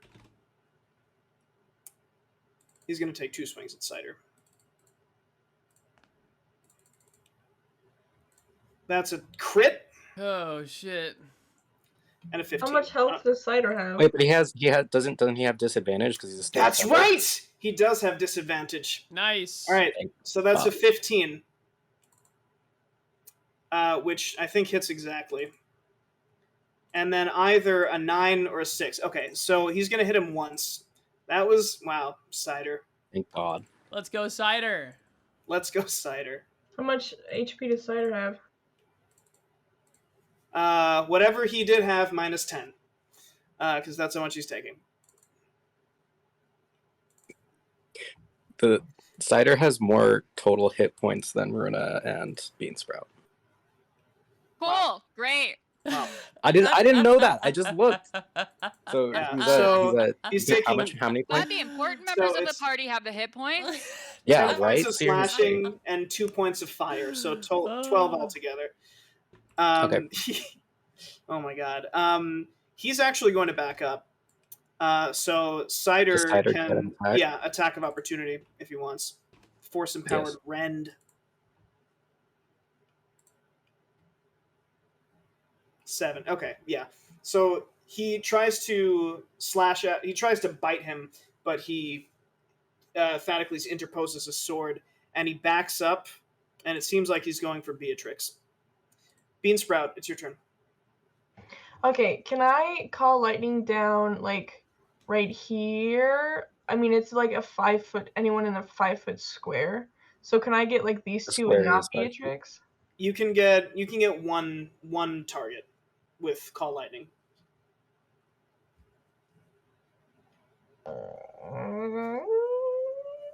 Remember that really cool Reddit post of a dude showing a 5x5 square? Yeah, it got over 17,000 upvotes, man. That was fucking wild.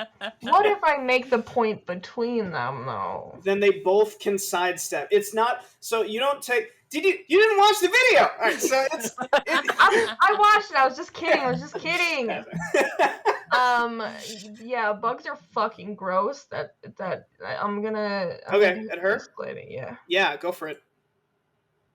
All right, so go ahead and roll it for me, and then I'm gonna have her make a dexterity save, which is certainly not her strong suit. That's a 4. Oh my god, 19 damage? Holy shit.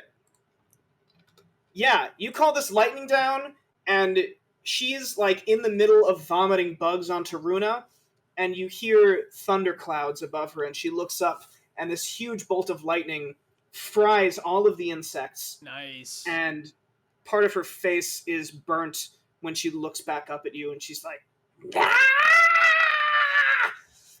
ah! All right, Sibo, it's your turn. Okay. I'm gonna hold on. Okay. If I used where did it go? Tasha's caustic brew, will it hit anybody else other than Alonso? If it's in the line, then yes. So you would need to, yeah, if it's within that line, then it will. Okay, so can I get Cider to move first? Yes, absolutely. Yeah. Cider will move Cider's up, yeah. Cider's gonna be there. Nice. Runa's not Okay. in the way, right? Correct. Okay, so I'm gonna use caustic brew. Ooh, nice. All right, why don't you go ahead and put that in chat for me? Oops. All right, so he has to make a dex save. All right, so he's going to take half of that damage, I think. Or be covered in acid until... Okay, so it's no damage then. But you have concentration, so you can just keep spraying it. Nice. So I'm going to say, Sibo, you unstopper a cork, and you basically put like these acid Mentos in a big bottle of Coke, and you just like shake it up and just like... and it just starts spraying in a line. And so Alonso, for flavor-wise, I'm going to say he looks at it and he starts firing this beam of fire at the ray of acid, cauterizing it before it reaches him. And Sibo, you get a bonus action. Do you want to have your dog, Cider, do something? Yeah, I'll have him bite. What's his butt? Alonso? Nice. Yeah. All right, yeah, go for it. Crit fail. Can he bite and then move? Can he move again, the dog? Yeah, as long as it's within his movement. I think he moved, 5, 10? He moved 10 feet. So yeah, so he can move again if he wants. But Runa, keep him there. it's your turn. Okay, I have a question. So I have several spells that say the person has to make a wisdom saving throw. Is it always the same? Or depending on the spell, like, will the same amount pass or fail, depending on like what the spell it is?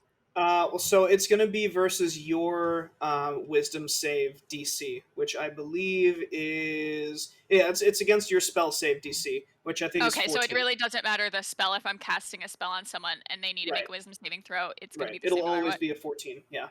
Okay. I'm going to try Hypnotic Pattern one more time. Nice. Okay, same area? Yeah, so I think I need to include the dog. Sorry.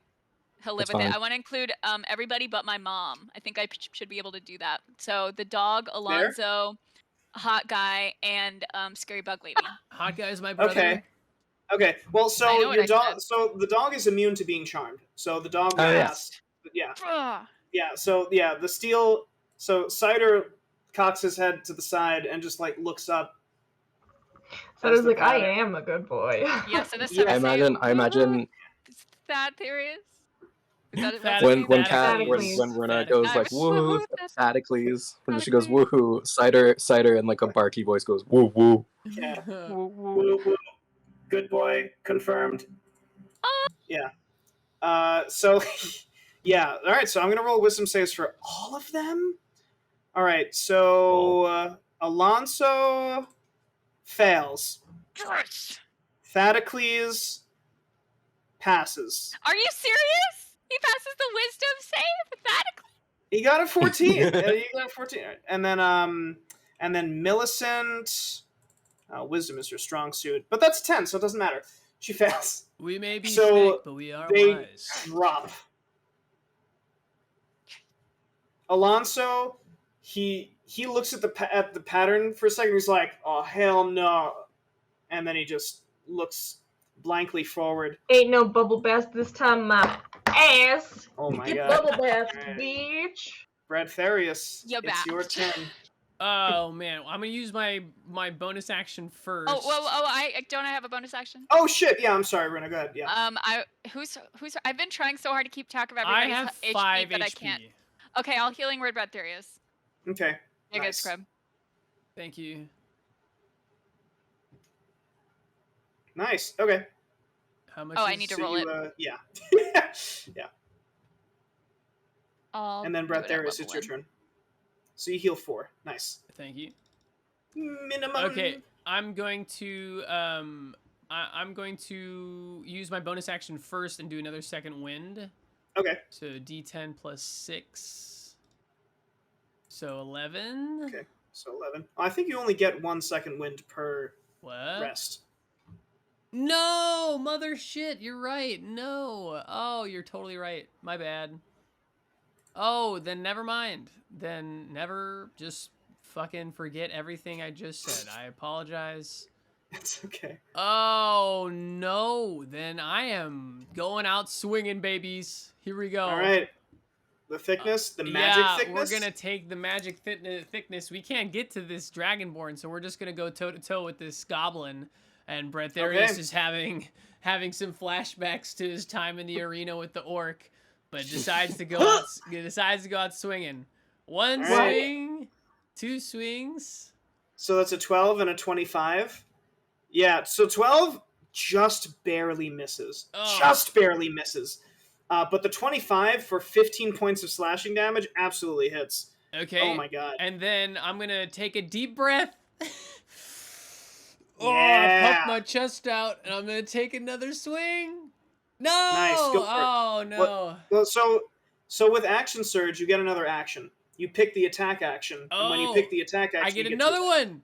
Yeah. Oh god, Oh, no! I'm rolling so bad. Oh no! Oh, You swing. Oh. Yeah, you try and swing. You get him once across the face, and then you try and attack again, but he takes 2 of his little arms and holds your arm back. No! Oh, Jesus. All right. So this blue terror is gonna go. Yeah. The blue terror hiding runs around up here and takes a look at everything that's going on here, and she screams at Alonso. She says, "This fight, it's not 1, 2, 3, 4, 5. It's not 6 on 5. It's 5 on 6. 7 if you include the dog." And she teleports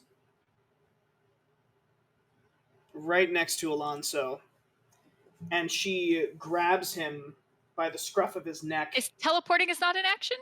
Teleporting is her bonus action with Misty Step or Electric Step, and she has her right hand on the. Wait. Since she just appeared right in front of the dog, does he get to bite her? No, that's if. So by casting a spell, it just teleports. It's like Bradtherius's weapon. Yeah. It's the same kind of thing.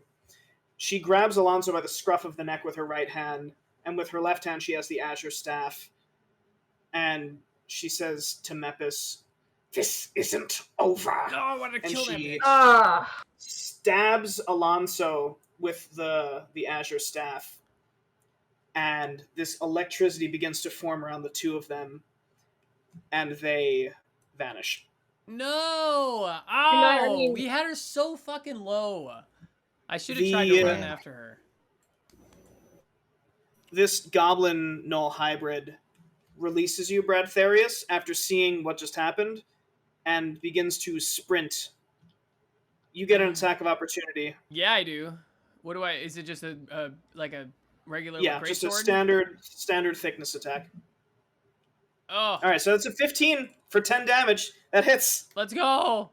Yeah, you slash him across the back. He continues to run. As Beansprout, Runa, you get attacks of opportunity.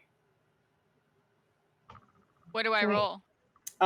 Whatever attack. weapon attack you would like. Same with you, Beansprout. okay. If you have a weapon attack. Oh, Elven Blade. Nice. Oh my god! Okay, 6 more damage. Kill it, bring it down. And a crit fail. Okay. Do you wanna hero point? Yes. Do it! You have so many. Legolas, bring it down, Legolas. Oh my god! Beautiful. That's 8 plus 6 is often 14. Oh my god. This thing is so damaged. It runs toward Millicent. Cider. Wait, the dog. You get an attack of opportunity. The dog gets the attack. On your I'm pooch. begging you. I'm on my knees. Roll 20.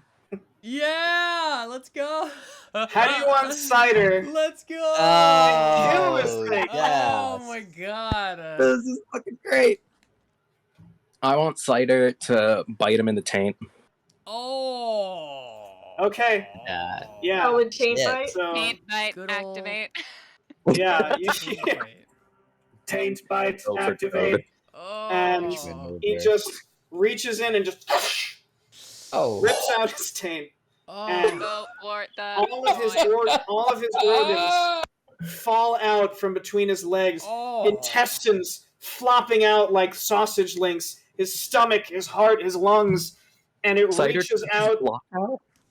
It's all of his organs are stored in the taint, Oh my and god. he just falls down, completely dead. Holy shit! Wow. I'd And like. now, I want these guys to know that I want to be like, they literally just left you to die. See what just happened? Well, They they're left also you to die. still charmed, right? Well, the Millicent is not that. Millicent is. Millicent Yeah, is Thaddeus is not. Runa. So Beatrix, after wiping these bugs off of her face, she looks at Millicent, and she begins to. Yeah, you know what? Actually, she puts her loot away, and she takes out a dagger, and she comes right up to to Millicent, and she just begins to Oh my gosh. shiver in the stomach. Straight out of She a gets Red advantage. Yeah, she gets advantage because Millicent is. Oh, so that's a 21. Yeah, it's a 21. So she's gonna deal 2d4. Deal 6 points of damage to Millicent. Nice. I don't know if Nice. that was worth it. Don't know if that was Yeah. worth it. She's like, yeah, it's worth it. Fuck this. She vomited bugs on me. Wing. And she's like, who's covered in bugs now, bitch? Who's covered in bugs now? That's my mom. And now it's Millicent's turn. So she's gonna make the wisdom save to try and recover. Okay, so at the stab wound, she like spits blood out and she looks up and she can move. And she pushes herself off of Runa's mom.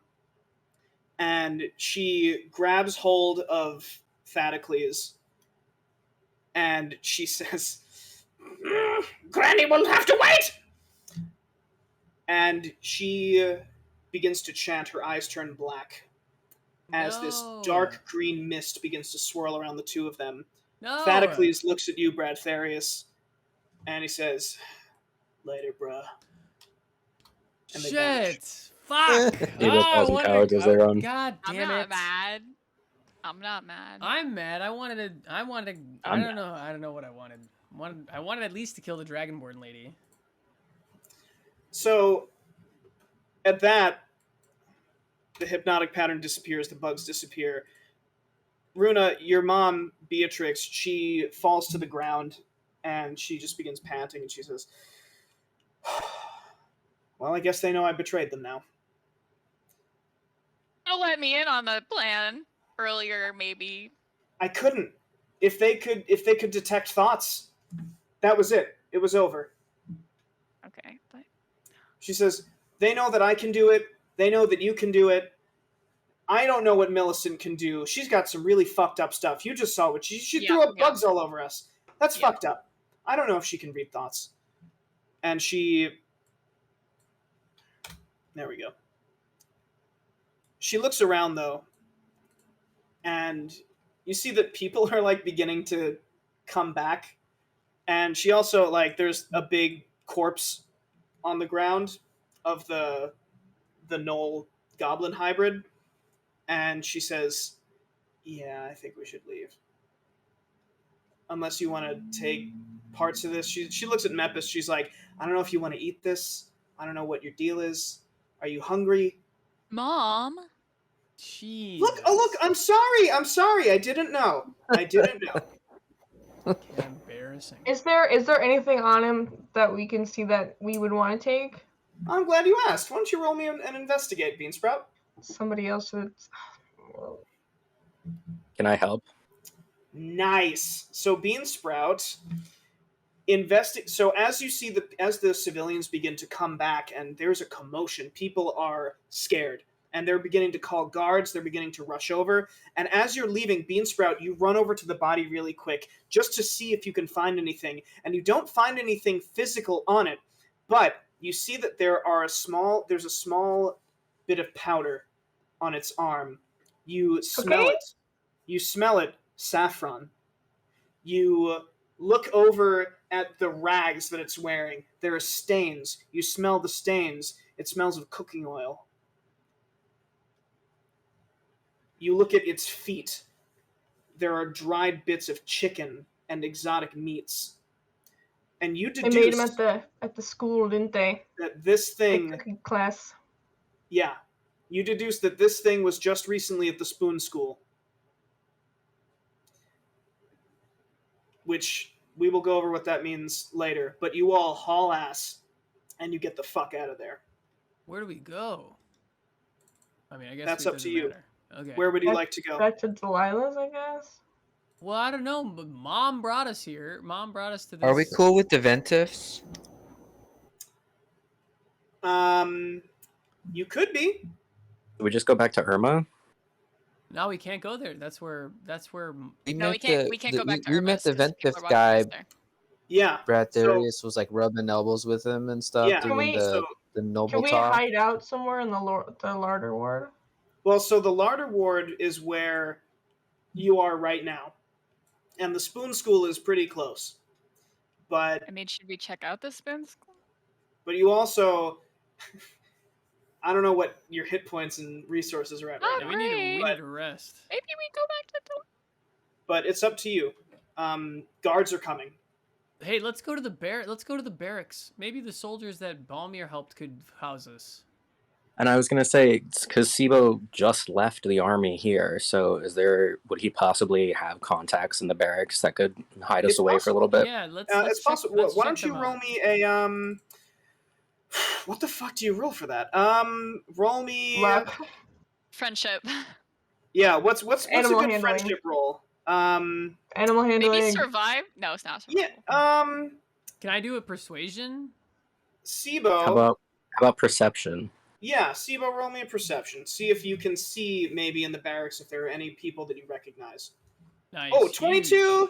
Yeah, so Sibo, you Huge do perception. recall that your unit is actually stationed in the barracks right now. They're on their way out, but you could probably catch them before they leave. Plus those 3 guards that were literally Plus just those at the 3 funeral. guards. I'm sure Yeah. they'll be like, oh yeah. Okay. So you're running yeah, to I was the gonna say barracks? Sibo tells the group. Okay, cool. So you get to the barracks, and you run up. Sibo, your commanding officer, he's an older human with a big white mustache and a monocle. His name is... He's Mr. Monopoly. His name is General Monopoly. General Thank you. Monopoly. He's like, it's General Monopoly! I did not fight in the Monopoly Wars to just be called Imagine being named after the war you fought in. Mr. It's my buddy Worldwide. 1812. I don't have time to give a history lesson, young lady. Sibo. So he looks at he looks at the five of you and says, Sibo, you look as though you've been in a scrap, young lad. Zebo says, "Sir, I have, and you know I wouldn't come back if I didn't need help." Indeed. Well, I suppose we could house you for an hour or two before we leave. You can take a short little rest if you desire. Says, "Thank you, sir. Appreciate it." Yes, of course. And he says, my honor of Tho be with you. Honor of Tho. Yep. Yep. And at that, you take a short rest, and you regain your bearings. How much health For a do we- short rest? You can click the short rest button. Yeah, I think. clicked it, but Short, nothing yeah. So happened. short rest, you click the short rest button, and then I don't know if it did anything. Nothing happened on mine. Well, it might not for some of you, but when you hit a short rest, you can click on hit dice and regain hit points. Every time you click hit dice, subtract 1 from your hit dice total, and you regain however many hit points. And you can just keep doing that for as many as you want. Though keep in mind, on a long rest, you'll only gain up to half your hit dice. So on a long rest, you gain 3 hit dice back.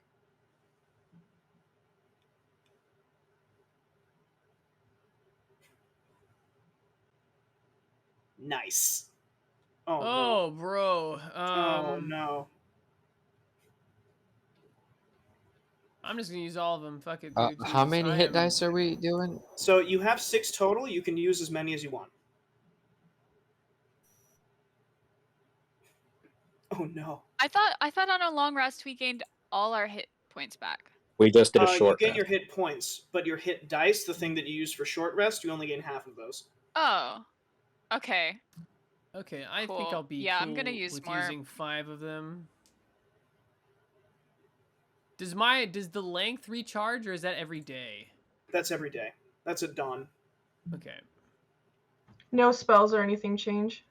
No, not unless you're a warlock. I might as well. Maybe just I use am a all of them. warlock. I'm just gonna use all of them. You could. Hey, man's a if you warlock. want to take levels in warlock, I think that would be really sweet. I'm definitely gonna use all. Can I do that? Yeah. I can just do that? If you want your next level to be in warlock, I'll work it in. Your patron would probably be the archfey, which would actually be really cool. We'll talk after this. Cool. All right, so that's all the hit dice you want to... Okay, so an hour goes by, Can I? and maybe even an hour and a half. And General Monopoly... Jesus Christ. His name is General Monopoly. All right. General Monopoly, he says, Sibo, we have to move out now. He says, "Aye, sir. We'll move with you."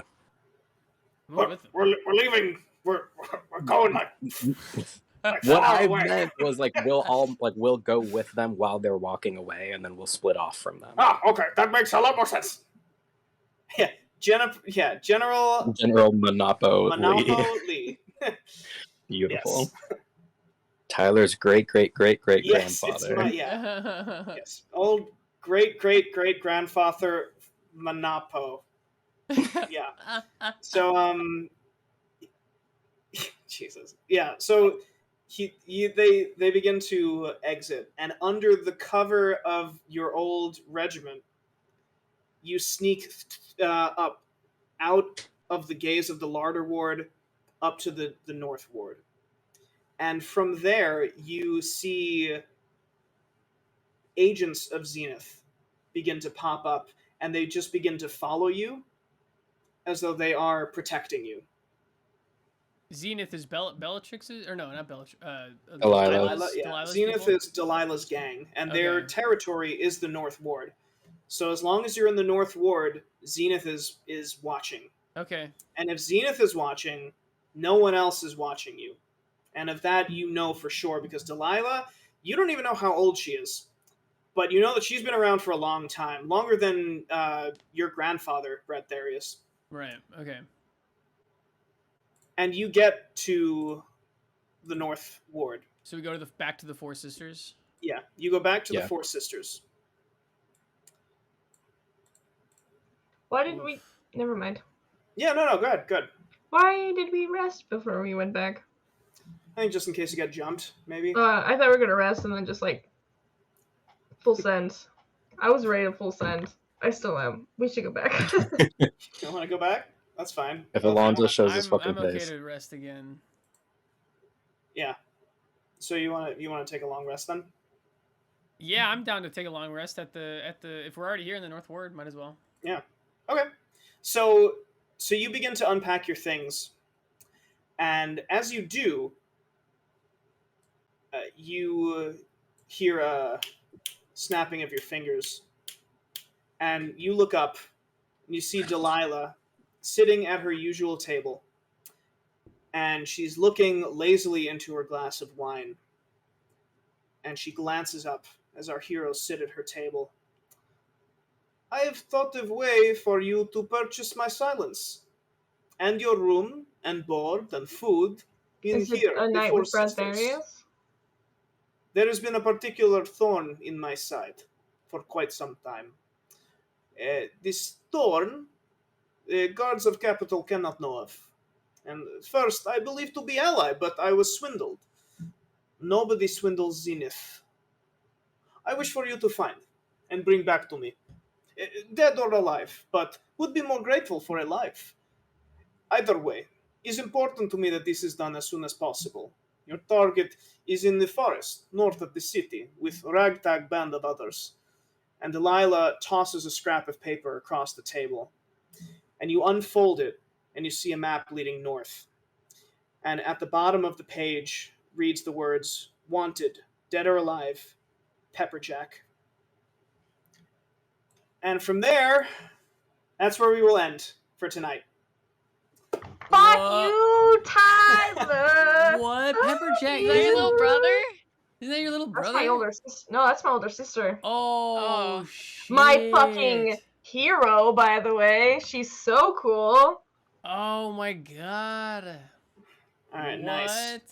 Well, good job, everybody. I know this was a longer session, but yeah, good job, everyone, Tyler, and how welcome. dare you create an extra hour of fun and story Yeah. for us? Yeah. And intrigue and excitement. Fuck you. Thanks. Thanks. All right, Damn. cool. All right. Well, good job, everyone. That session was dope, and welcome. Well, we'll get to the welcome. We're going to. We learned new things about the world for sure. We definitely gained something of value.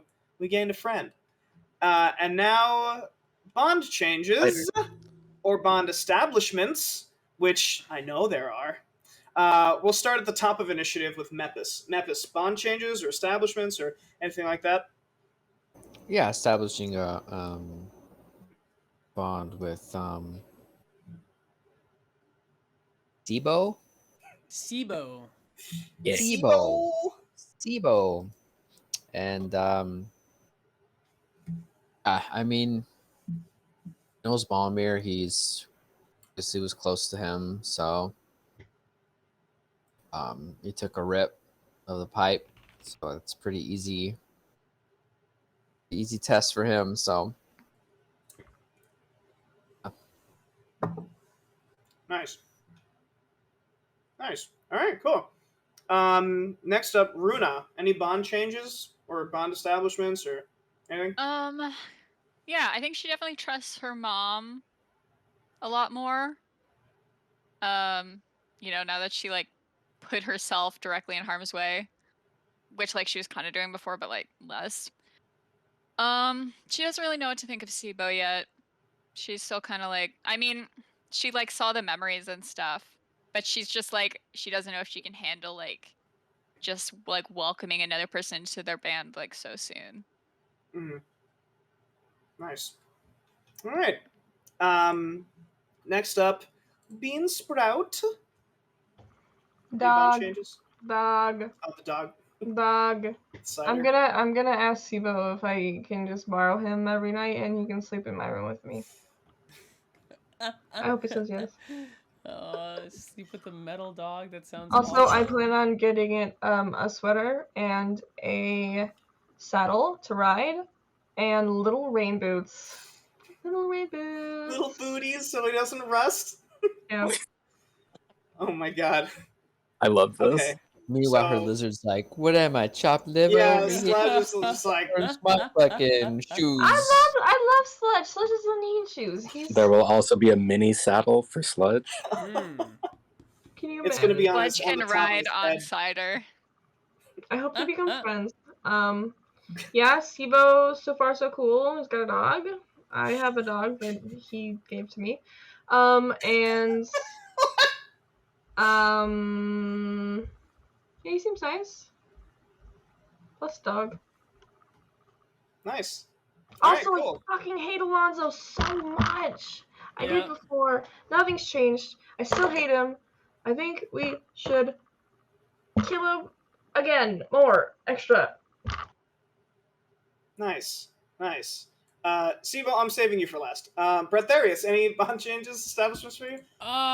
You know, I feel okay, so first Sibo, obviously. I'm still not sold on Sibo. I like that he slapped my thickness and gave it magic powers. That was kind of dope. But I still, it's, you know, the whole that Balmir, the bond that I had with Balmir, it can't be replaced with someone else so quickly, even though they're short, right? And are cool. You know what I mean? It feels a little strange. So I'm not hostile towards Sibo, but it's gonna take a little bit for me to kind of grow into a relationship with Sibo. My bond definitely changed with Mepis but like just deepened with Mepis in the fight because I was like, I realized I did not want to fight my brother. Like I didn't want to have to kill him, so I purposefully went after the Dragonborn that Mepis zapped at first because I really wanted to get the last part of the amulet for him, and try to help Mepis out. But so I'm pretty pissed that fucking Blue Terror got away. So yeah, that's everything else kind of stayed the same. More like Blue Terry. Obviously, Am I right? Runa's mom is hot, and that can happen. that can happen at any time, as far as I'm concerned. Cool. Nice. All right, and last but not least, welcome to the party, Sibo. Any bond establishments for you? Because there's no changes because they didn't exist before. So We didn't know any. those bonds.